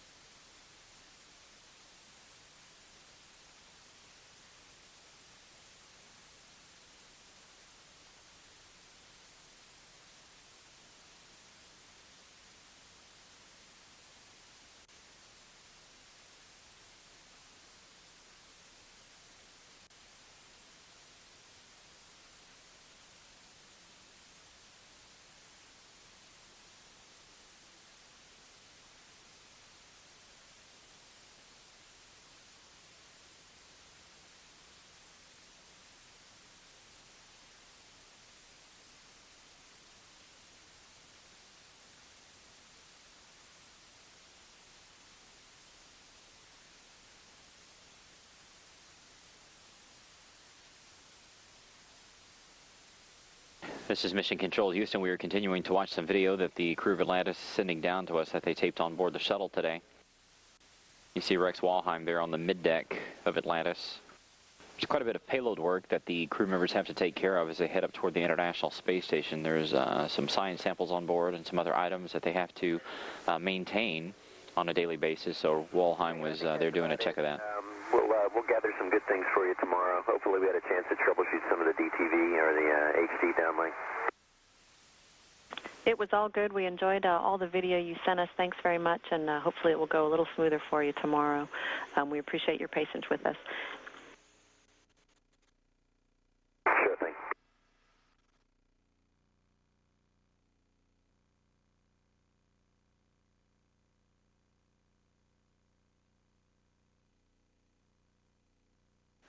And Fergie, with the completion of playback for tonight, we are ready whenever you are for Rex's call-out reconfig OCA downlink rate. Okay, we'll put that in work.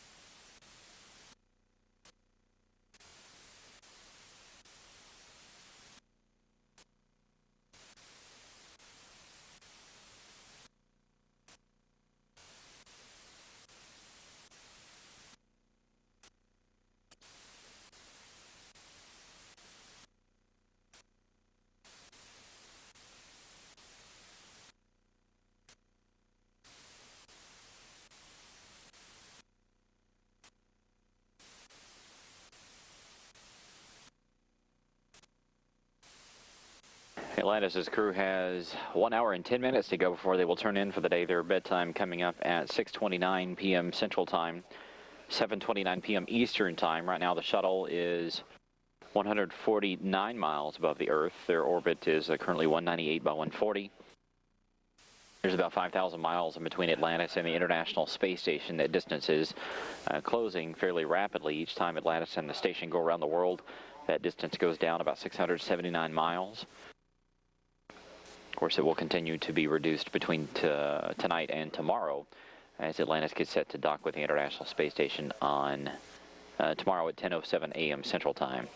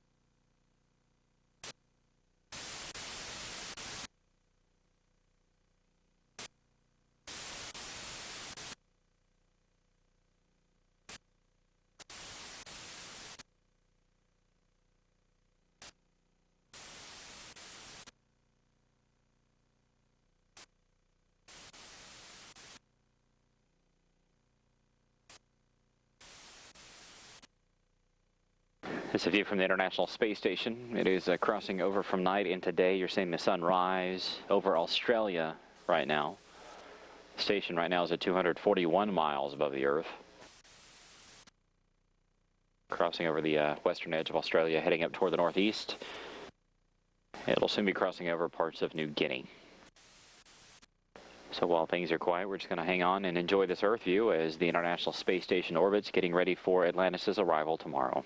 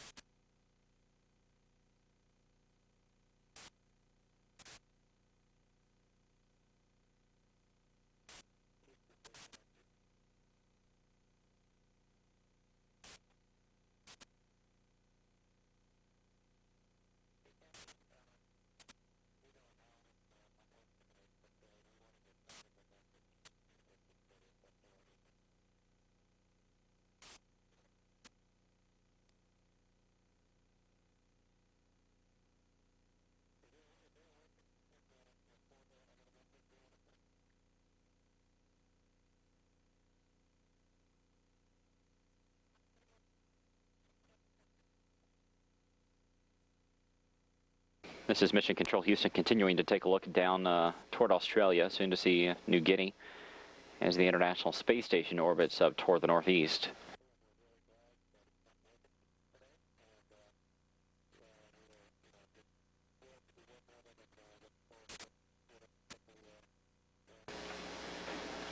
We're just enjoying the view so far, since things are quiet here inside Mission Control. Once we lose this video coverage, we will be playing back the ascent video that the crew sent down, the shuttle crew sent down to us earlier today. This is some video that they gathered on board Shuttle Atlantis as it lifted off from Pad 39A at the Kennedy Space Center. You get to sort of see what it was like to be inside the shuttle, all the way from main engine start all the way up through main engine cutoff. So we will air that back here in just a little bit, but we'll give you a heads up before we do it.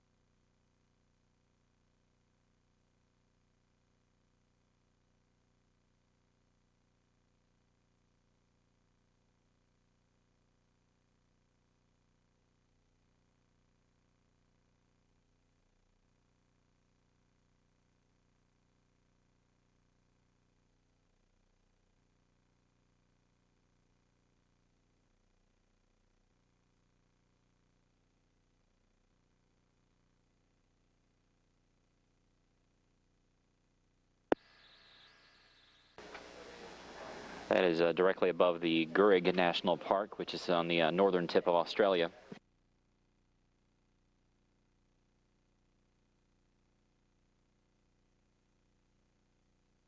Once again, these are cameras on board the International Space Station looking down on Earth at an altitude of 239 miles. There's still about 5,000 miles in between the station and the shuttle. While the station's heading up over parts of Australia and the Pacific Ocean, Atlantis is trailing back behind over parts of the Indian Ocean, about to make the same northeastern swing.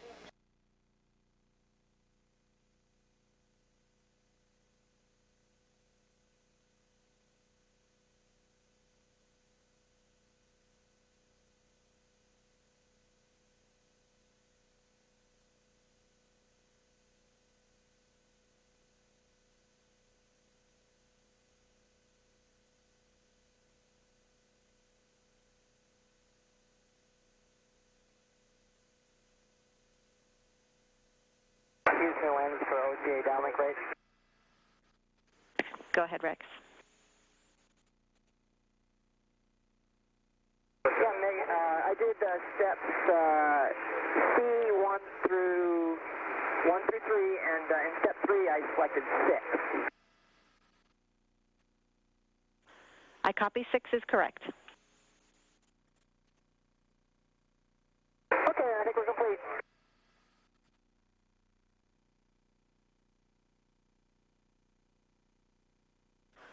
Okay, Rex, I copy. We'll have to wait to the next KU pass to check it, and we'll call you only if we have any problems.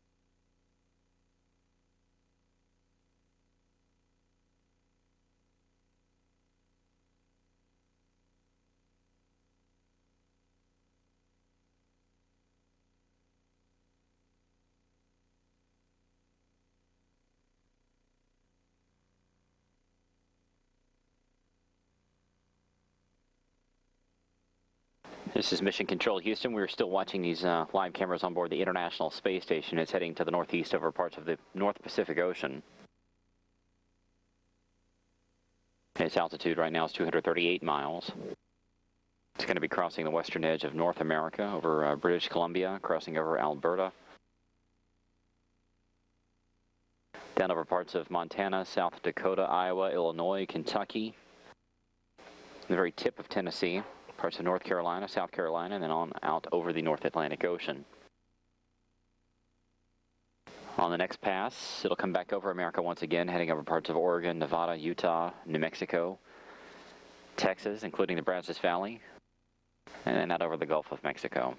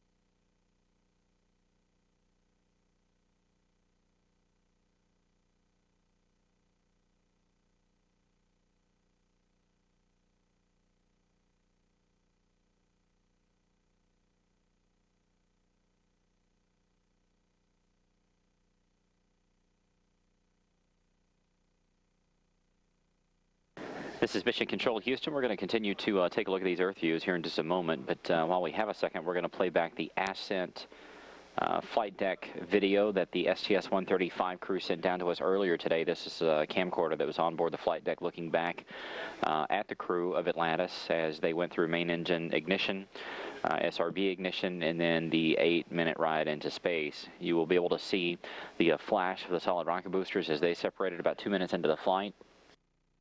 You'll be able to also see a main engine cutoff that happened in the external tank jettison about 8.5 minutes actually into the liftoff phase of the flight. So here is the ascent video that the crew of Atlantis downlinked to us here earlier today. We're going to air it for you live here on NASA television. Flight How are we doing on cabin leak checks?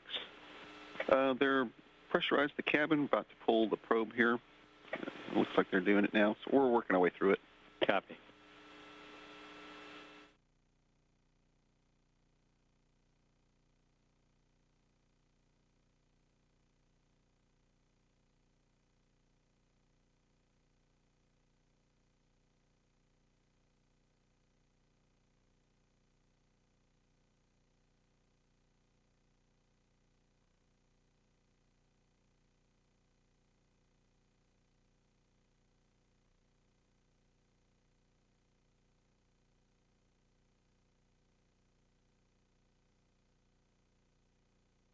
Stand by with us for just a second. We're going to queue up the video for you and play it back. Once again, this is going to be the flight control, the ascent flight deck video from the STS-135 crew, taking a look at their ride uphill yesterday as they lifted off from the Kennedy Space Center, launch pad 39A.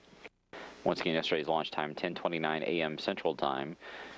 You'll be able to see exactly what the crew saw on the flight deck as they rode uphill. Of course, the experience looking at it on video is almost certainly not quite what it was in person.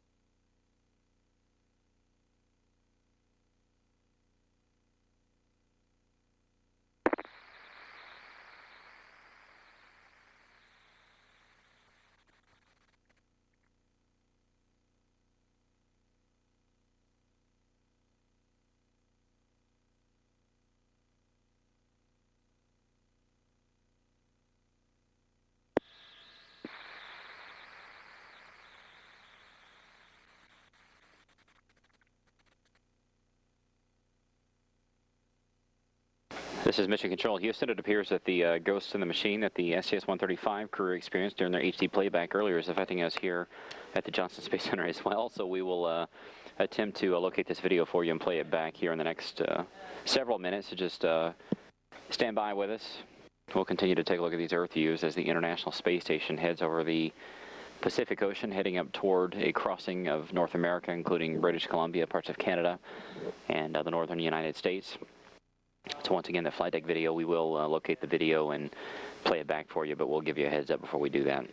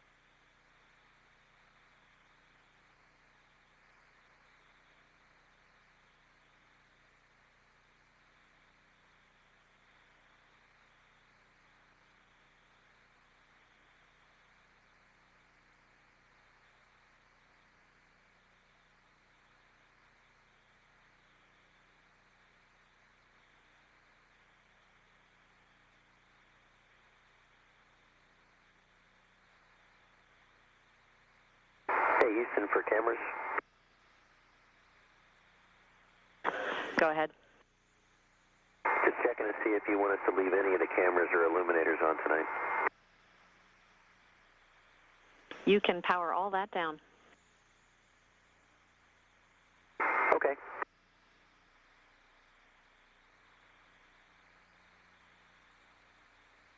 This is Mission Control Houston, the International Space Station, beginning a pass over North America. It's just to the north and to the east of Vancouver. Heading over the mountains there, about to cross just to the south of Banff. And just to the north of Glacier National Park. It'll be crossing over parts of Montana and then over North Dakota and South Dakota. The distance between the space station and Atlantis is currently 4,900 statute miles. Atlantis is now at 200 miles above the Earth. International Space Station is at 249 miles. We'll continue to follow along with these Earth views as the space station heads down toward the southeast over the United States.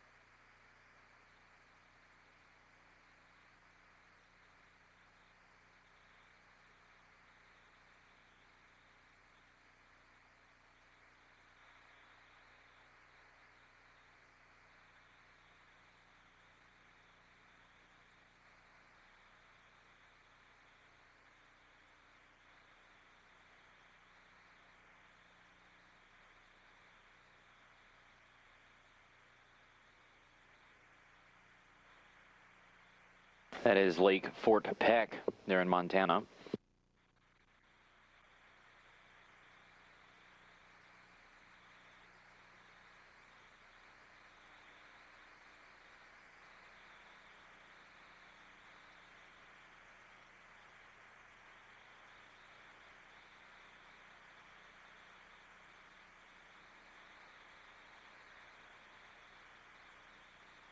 The station just now about to cross over the Little Missouri National Grassland. The Little Missouri National Grassland is actually in North Dakota. But the station's now crossing over Interstate 94, heading down toward the southeast still.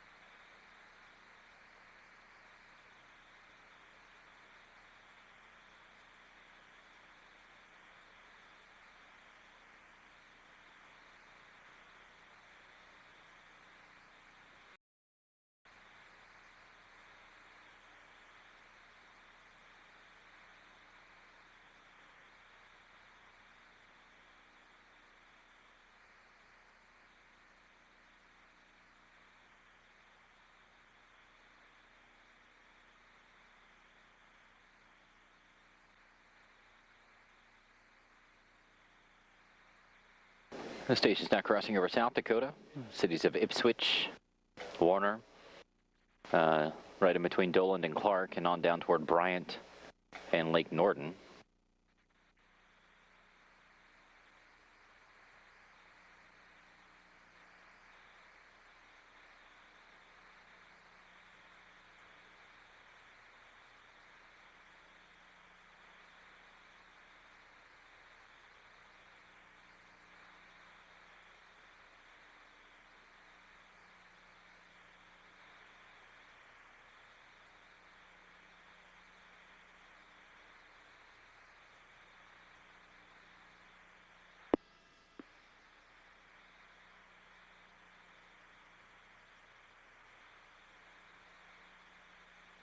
Now crossing over the state of Iowa, right in between Fort Dodge and Waterloo. They'll be to the north of Des Moines, but passing right over Cedar Rapids, to the north of Iowa City, and just to the west of Davenport.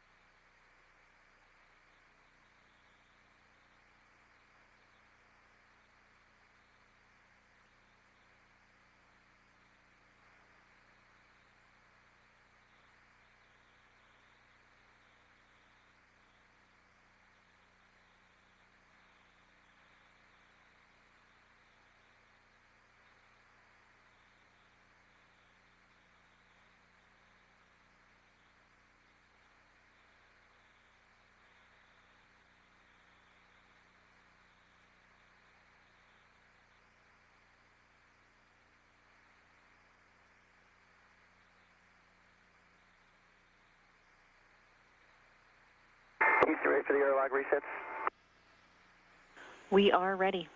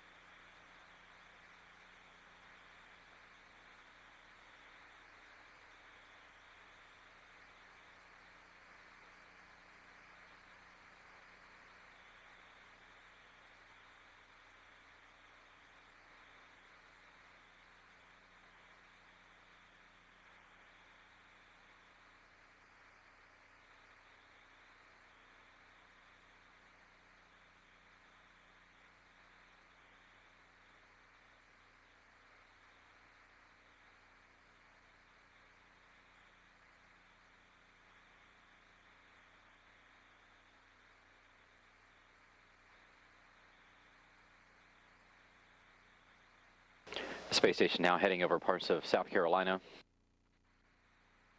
It'll be going right in between Georgetown and Myrtle Beach, and then heading out over the Atlantic Ocean. The ground team here in Mission Control is getting ready to say goodnight to the Space Shuttle crew. Their bedtime coming up in about 25 minutes, but the day's activities have pretty much been wrapped up. So Capcom Megan McCarthy should be calling up here momentarily. And that should wrap up Flight Day 2.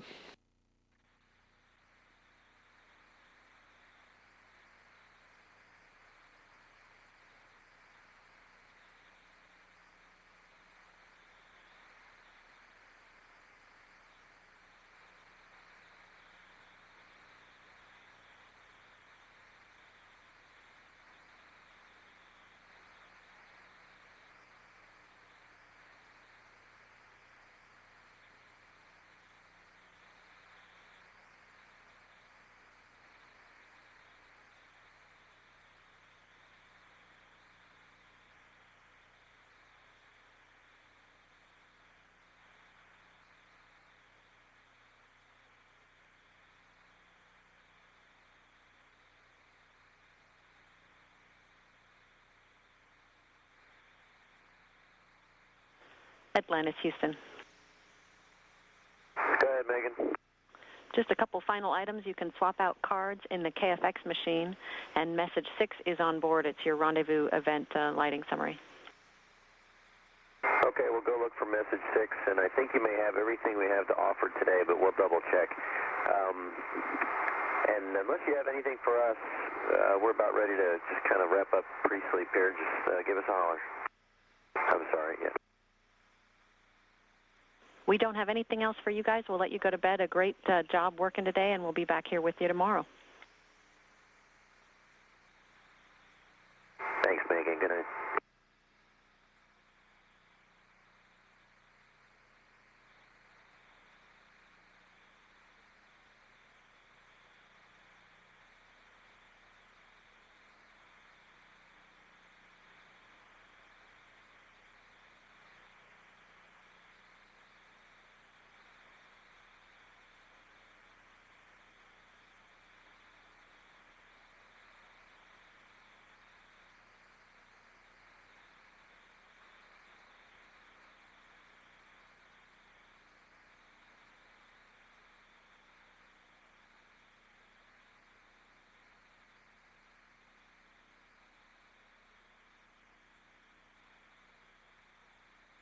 This is Mission Control Houston. The crew of Atlantis has said good night to the Mission Control team here in Houston.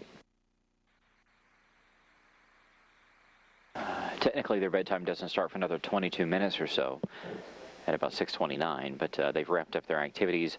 This entire day has been ahead of schedule. They got the orbital boom sensor system survey out of the way, made quick work of that.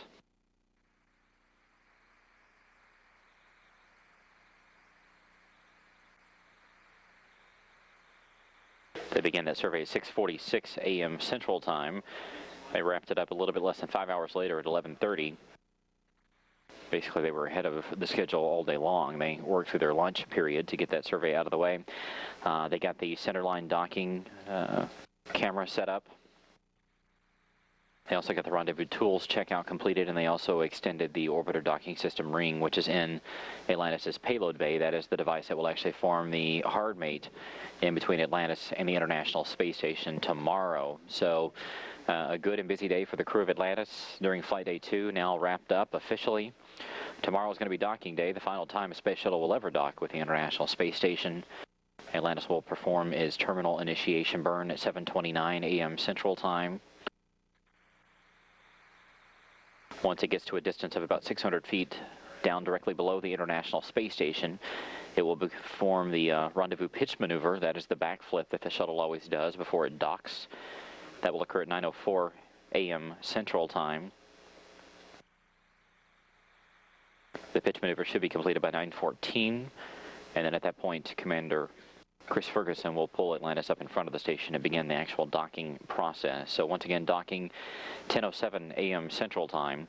The Expedition 28 crew on board the station also busy getting ready. There's going to be 3 of them that are going to be playing a critical role tomorrow. Whenever Atlantis performs that backflip maneuver we were talking about, Sergei Volkov, Satoshi Furukawa, and Mike Fossum are going to be taking several hundred pictures of Atlantis' heat shield. Sergei Volkov is going to have a camera with a 1,000 millimeter lens on it. Satoshi Furukawa is going to have one with a 400 millimeter lens, and Mike Fossum will have the camera that has the 800 millimeter lens. This is a bit atypical. Usually there's only the 400 and 800 millimeter lenses that are put in use, but the crew is going to be using a 1,000 millimeter lens this time. The reason that we're doing this is because, of course, there is no backup shuttle mission that could come rescue the crew, so they want to make sure that everything is in tip-top shape. They're using an abundance of caution, and this bigger lens will get even more detailed images than what the ground teams are used to. So all of that data is going to be combined with the imagery that was gathered today during the orbiter boom sensor system survey, and it's also going to be combined with the ascent imagery that was gathered yesterday during Atlantis' launch. All of that will give the mission management team and all the other officials here in Houston faith that Atlantis' heat shield is in good shape and is ready for the rest of this mission, especially the re-entry at the end of it. So once again, Flight Day 2 wrapped up for the crew of Atlantis. Their official bedtime begins at 6:29 p.m. Central Time. They've already said goodnight to the ground team here in Houston. They will wake up at 2:29 a.m. Central Time, 3:29 a.m. Eastern Time. We will begin our flight day highlights tonight at 8 p.m. Central, 9 p.m. Eastern, taking a look back at today's activities on board the Space Shuttle.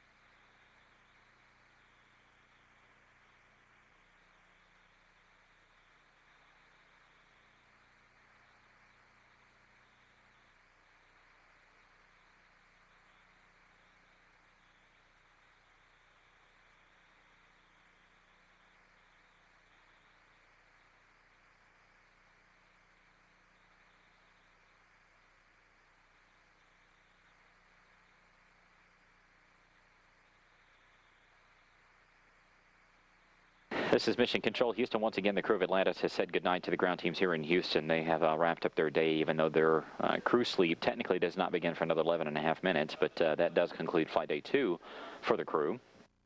This Orbit 2 team here inside Mission Control will stay here for another hour and a half or so. As we've been doing, we've been sort of highlighting some of the positions that we don't normally talk about on the air here, but this being the final mission, we would like to introduce you to some of the controllers here and talk about some of the positions that they do.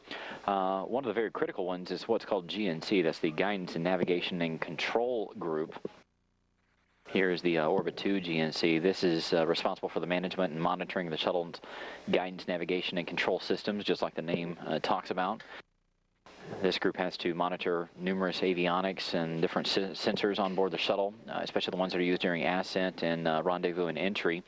So GNC is going to play a very important role tomorrow during the rendezvous with the International Space Station. They also keep the onboard software that helps the shuttle fly itself up to date. There have been several flight directors that have been GNC controllers, including John Shannon, who is now the shuttle program manager, Leroy Kane, who's the deputy, as well as the chair of the mission management team, and of course Mike Serafin. Also here in the room is the EVA officer, the extravehicular activities officer. Now, during this mission, spacewalk, as they always do during these joint missions, this particular position will go down the hall from us to the International Space Station room and operate out of that room with that particular flight director. But this entire group, there's several of them, including their back room that supports them, that's responsible for not only the spacewalk itself, choreographing it, but also the space suits and all the different systems and the tools that the astronauts use.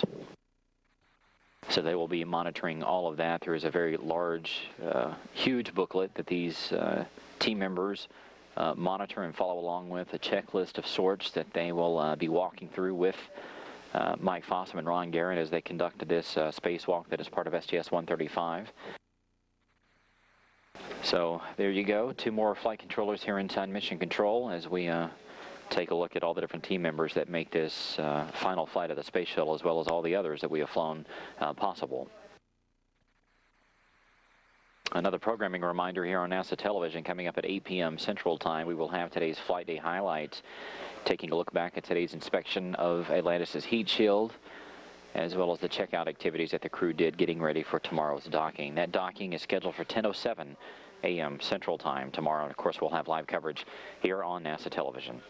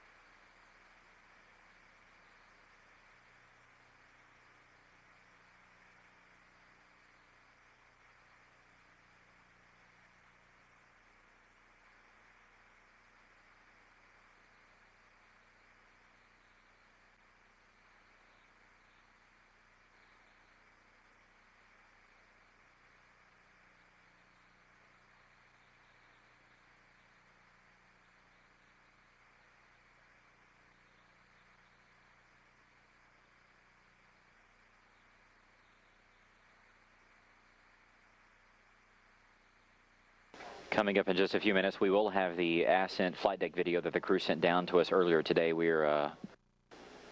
It dropped out on us when the crew was downlinking it down to us, so we will cut that part out and play it for you back in its entirety coming up in a few minutes.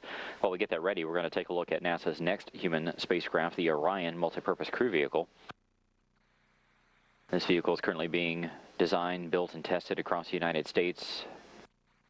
This is the vehicle that will take us and our astronauts into deep space in just a few years' time. We're going to be visiting an asteroid and hopefully one of these days Mars, but to take a look at the progress that has been made so far, here is Orion. The journey begins on NASA television.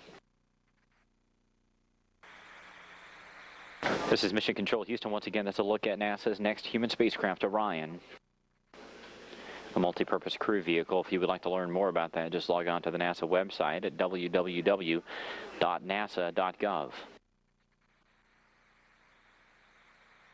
And we are now ready to play back the ascent flight deck video that the crew of Atlantis sent down to us earlier today. We have gotten the bugs worked out of our system. You'll be able to, if you pay very close attention, you can actually see the solid rocket boosters ignite underneath the crew. Everything starts shaking. About 2 minutes later, you'll be able to see the solid rocket boosters separate from the vehicle. You'll see a big white flash of light. And then we will follow it through on into main engine cutoff, which is very obvious because you'll see the crew lurch forward in their seats as all of those G's that were building up all of a sudden went down to 0. So here it is once again, the STS-135 flight deck video of the crew during their launch yesterday.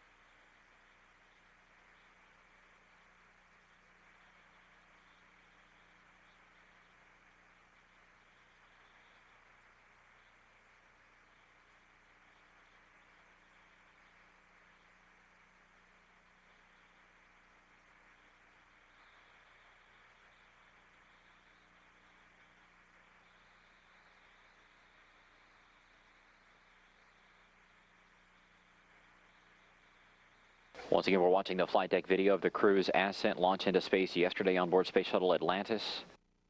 Keep watching, you'll be able to see the solid rocket boosters separate. It'll be a brilliant flash of white light. There is no sound on this video, so we will continue to watch along.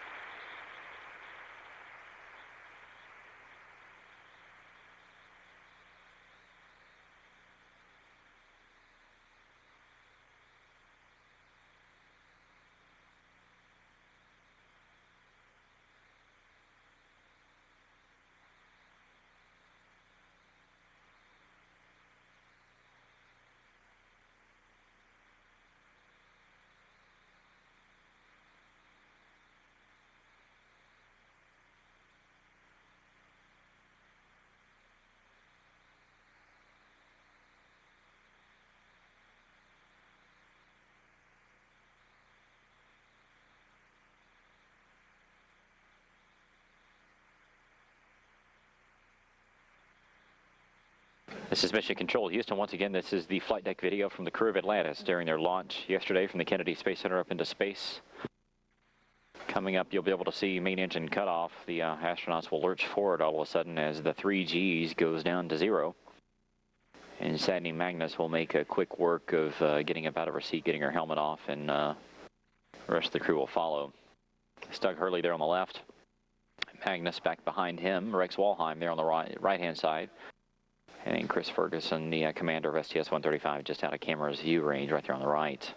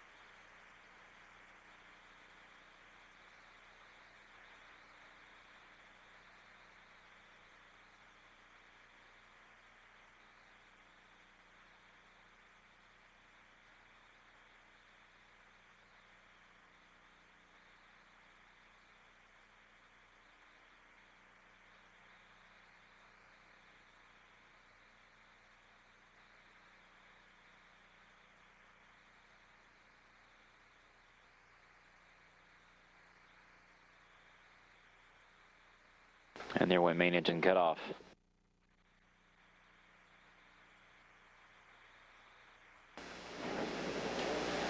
You get just a small sensation of the power of the shuttle whenever you see how much they were pushed back against their seats, and then the second the main engine's cut off, it's like life returns to normal, except that they're weightless at that point, obviously.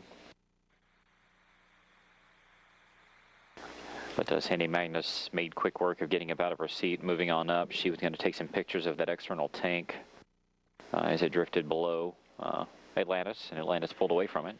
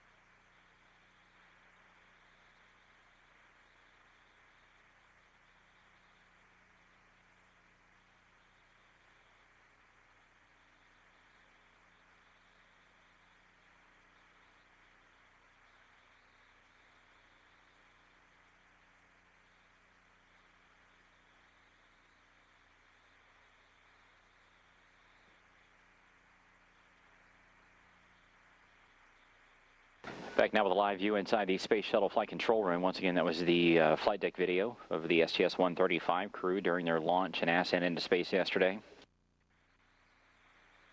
The Orbit 2 team is still on console here. In about 15 minutes or so, the Orbit 3 team will begin to make their way inside the room and begin the handover process between Orbit 2 and Orbit 3. Of course, Orbit 3 is going to be responsible for taking a look at the timeline for tomorrow, which will be Flight Day 3, making sure that everything is on track and everything lined up for tomorrow's rendezvous and docking with the International Space Station. But so far, there's no major changes to our timeline. Docking is still scheduled for 10:07 a.m. Central Time, 11:07 a.m. Eastern Time.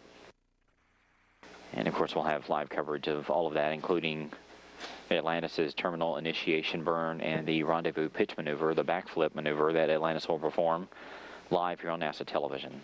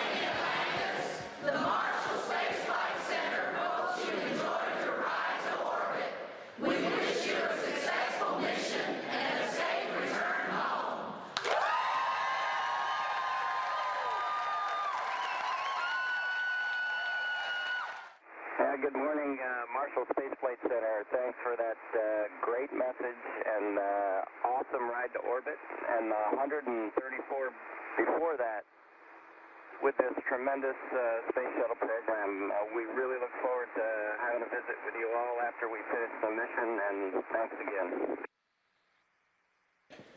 Good day from Mission Control in Houston. From the shuttle flight control room, the beginning of the first full day of operations for Atlantis' astronauts on this final shuttle flight in program history. A day that will convert yesterday's activities that were steeped in pomp and circumstance and emotion with the launch of Atlantis on its final flight in shuttle program history to the blue-collar work that will be undertaken in the inspection of the shuttle's thermal protection system today. Standard Flight Day 2 activity for the 4 astronauts on board the orbiter as they prepare for their arrival at the International Space Station tomorrow. So now, more than 19 hours following the launch of Atlantis, Commander Chris Ferguson, pilot Doug Hurley at the aft flight deck of the orbiter ready to pick up work as they will maneuver the shuttle's robotic arm that you see in the upper right-hand corner of this view from payload bay cameras aboard Atlantis. It will be extended over to the starboard sill to grapple the orbiter boom sensor system. Payload retention latches will be commanded open, and the boom will be lifted out of its sill on the starboard side of the payload bay. Its cameras and lasers will be activated. Its sensors will be activated and calibrated for the start of the inspection of the leading edge of the starboard wing and the reinforced carbon-carbon along the wing itself. The shuttle robotic arm now in motion, that confirmed by the Payload Deployment and Retrieval Systems Officer here in Mission Control. There are 2 grapple fixtures on the orbiter boom sensor system. The grapple fixture to which the shuttle's robotic arm will affix itself to momentarily is also used to power up the intensified video camera and the laser range imagery equipment. That is basically at the forward end of the boom. There is also a midpoint grapple fixture that is used by the station's robotic arm that will be used to grapple the boom and hand it off to the shuttle's arm after docking because the shuttle arm cannot reach around the orbiter docking system once the shuttle is linked up to the International Space Station's pressurized mating adapter number 2. And this view from an end effector camera on the shuttle's robotic arm as it now hovers above the grapple fixture, this electrically fixed grapple fixture at the end of the orbiter boom sensor system. A short time from now, the shuttle's robotic arm will be maneuvered down to grapple on to that fixture, after which payload retention latches will be released to enable the boom to be lifted out of its starboard sill.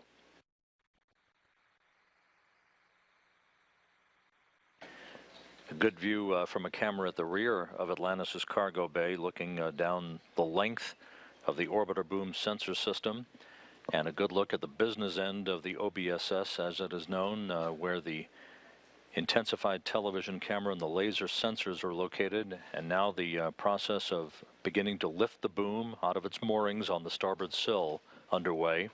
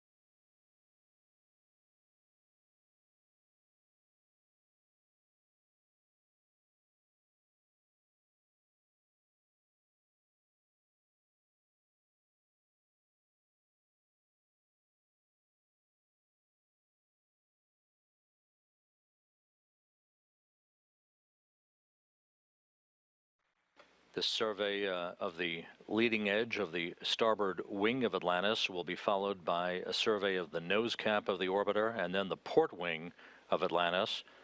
The leading edge of the reinforced carbon-carbon along the leading edge of the wing to be surveyed along with other areas of interest. All of this imagery being processed by laser dynamic imaging equipment, lasers and 3D sensors, as well as intensified TV cameras on board the orbiter boom sensor system, the 51-foot long boom extension. Once the survey is complete, the boom will be stowed back in its moorings on the starboard sill. It will be at the ready, if needed, for a focused inspection of the orbiter's thermal protection system should that become necessary.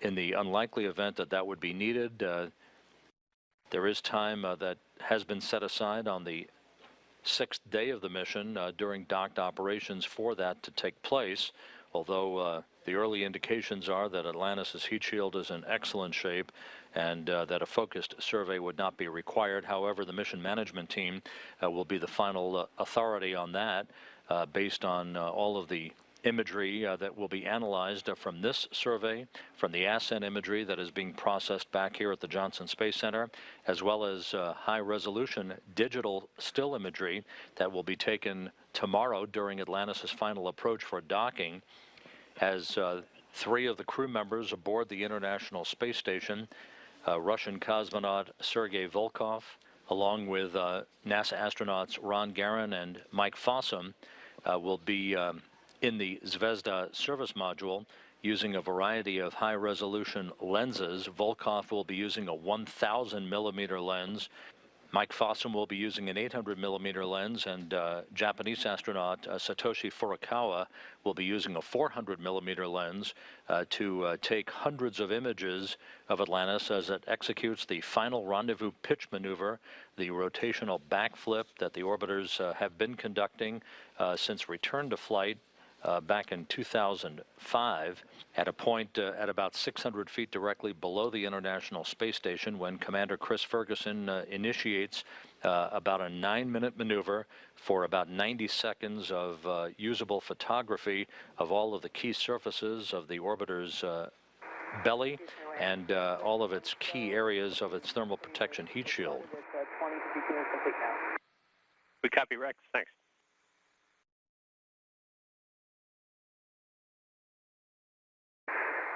Hey, Houston, if you don't see a reason why we shouldn't do otherwise, we're just going to get centerline camera checkout done right now. And Fergie, we're good with that. It may be easier config-wise if you do the docking mech init first. That'll get power to the lights that you may use during that camera checkout. That's a real good point. Thanks very much. And how you doing, Megan? It's good to hear your voice again. Doing great, Fergie. Happy to be here working with your team, and you guys looked great launching yesterday. It was fun to be there. It was exciting for us, too. Yeah, I'll bet. So, Megan, now that we're talking about it, can we get into docking mech init early? Absolutely.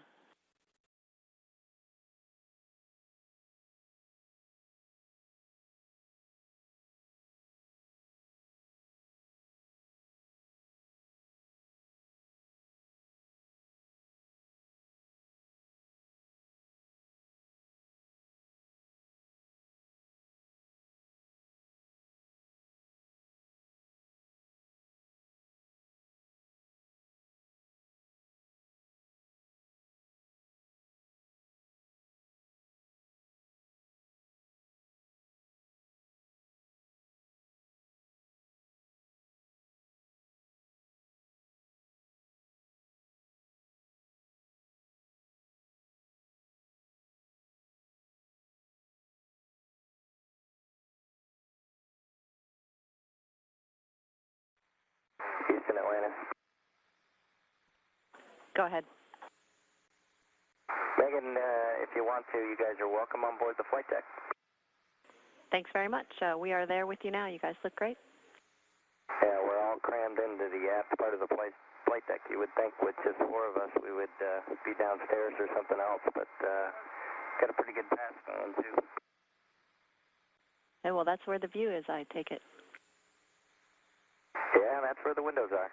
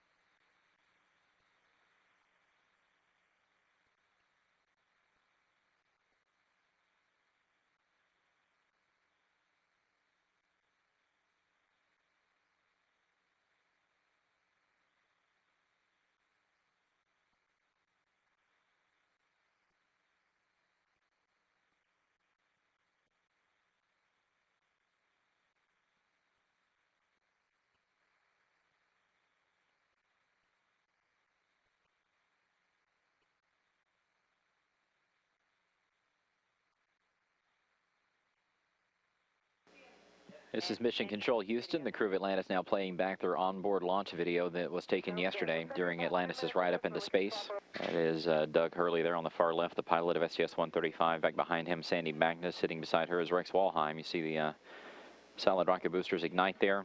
Just out of frame is Chris Ferguson.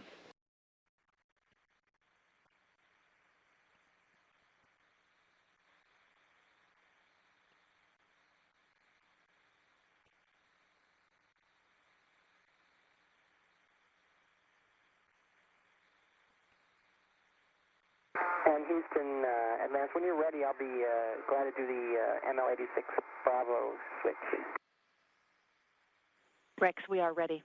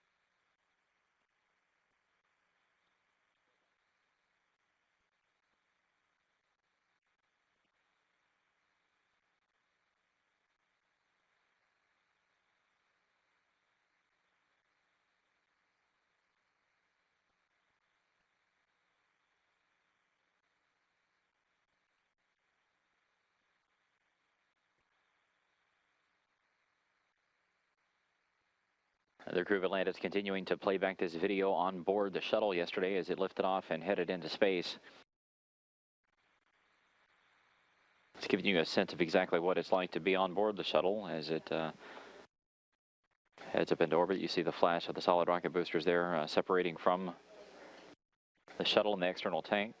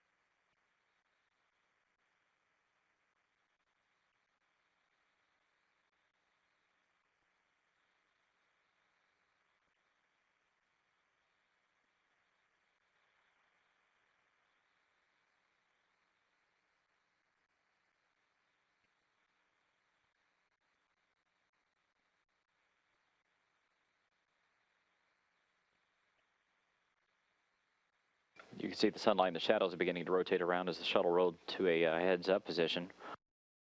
The shuttle does this during its launch in order to gain more favorable communications with NASA's Tracking and Data Relay satellite system.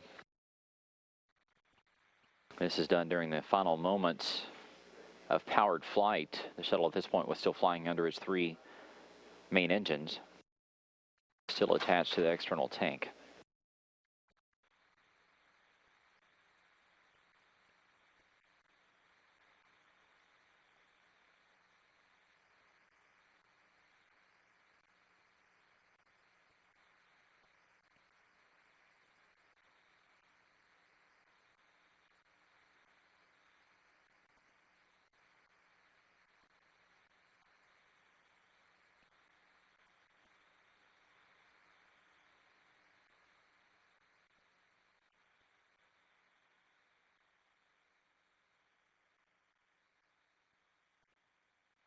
And there goes main engine cutoff. Hey Houston, coming down right now. If you see it, is just prior to our NC2 burn this morning. Hey, you'll see our jig coming up here in just a second. And we see that. This is a short burn.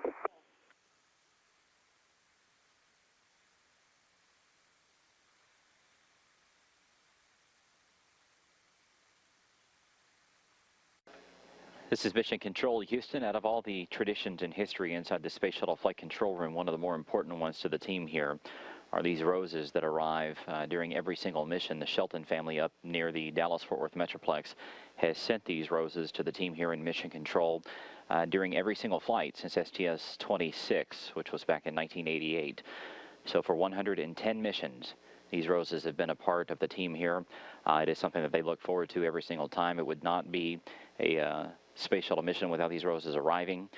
We were surprised a bit yesterday whenever they arrived on launch day. That is the first time that has ever happened. But the family, the Sheltons, they sent us a very nice note. We're going to read it to you now. The note says, to our good friends at Mission Control and the crews of STS-135 and Expedition 28. What a warm sight, Atlantis, the first orbiter seen in person by the Sheltons during a surprise visit to the Dallas-Fort Worth International Airport. Every second of this mission is exciting, thrilling, sad, and poignant. The handprints and heartprints of so many touch every surface, every moment. Thank you all for sharing it all, the glory and unspeakable pain with a grateful nation, a grateful planet. Godspeed, Godspeed, Godspeed, the Sheltons and the Murphys. On behalf of Mission Control and the entire team here in Houston and the entire Space Shuttle program, we want to thank those families for supporting us all these years. We look forward to this tradition continuing with our next human spaceflight program.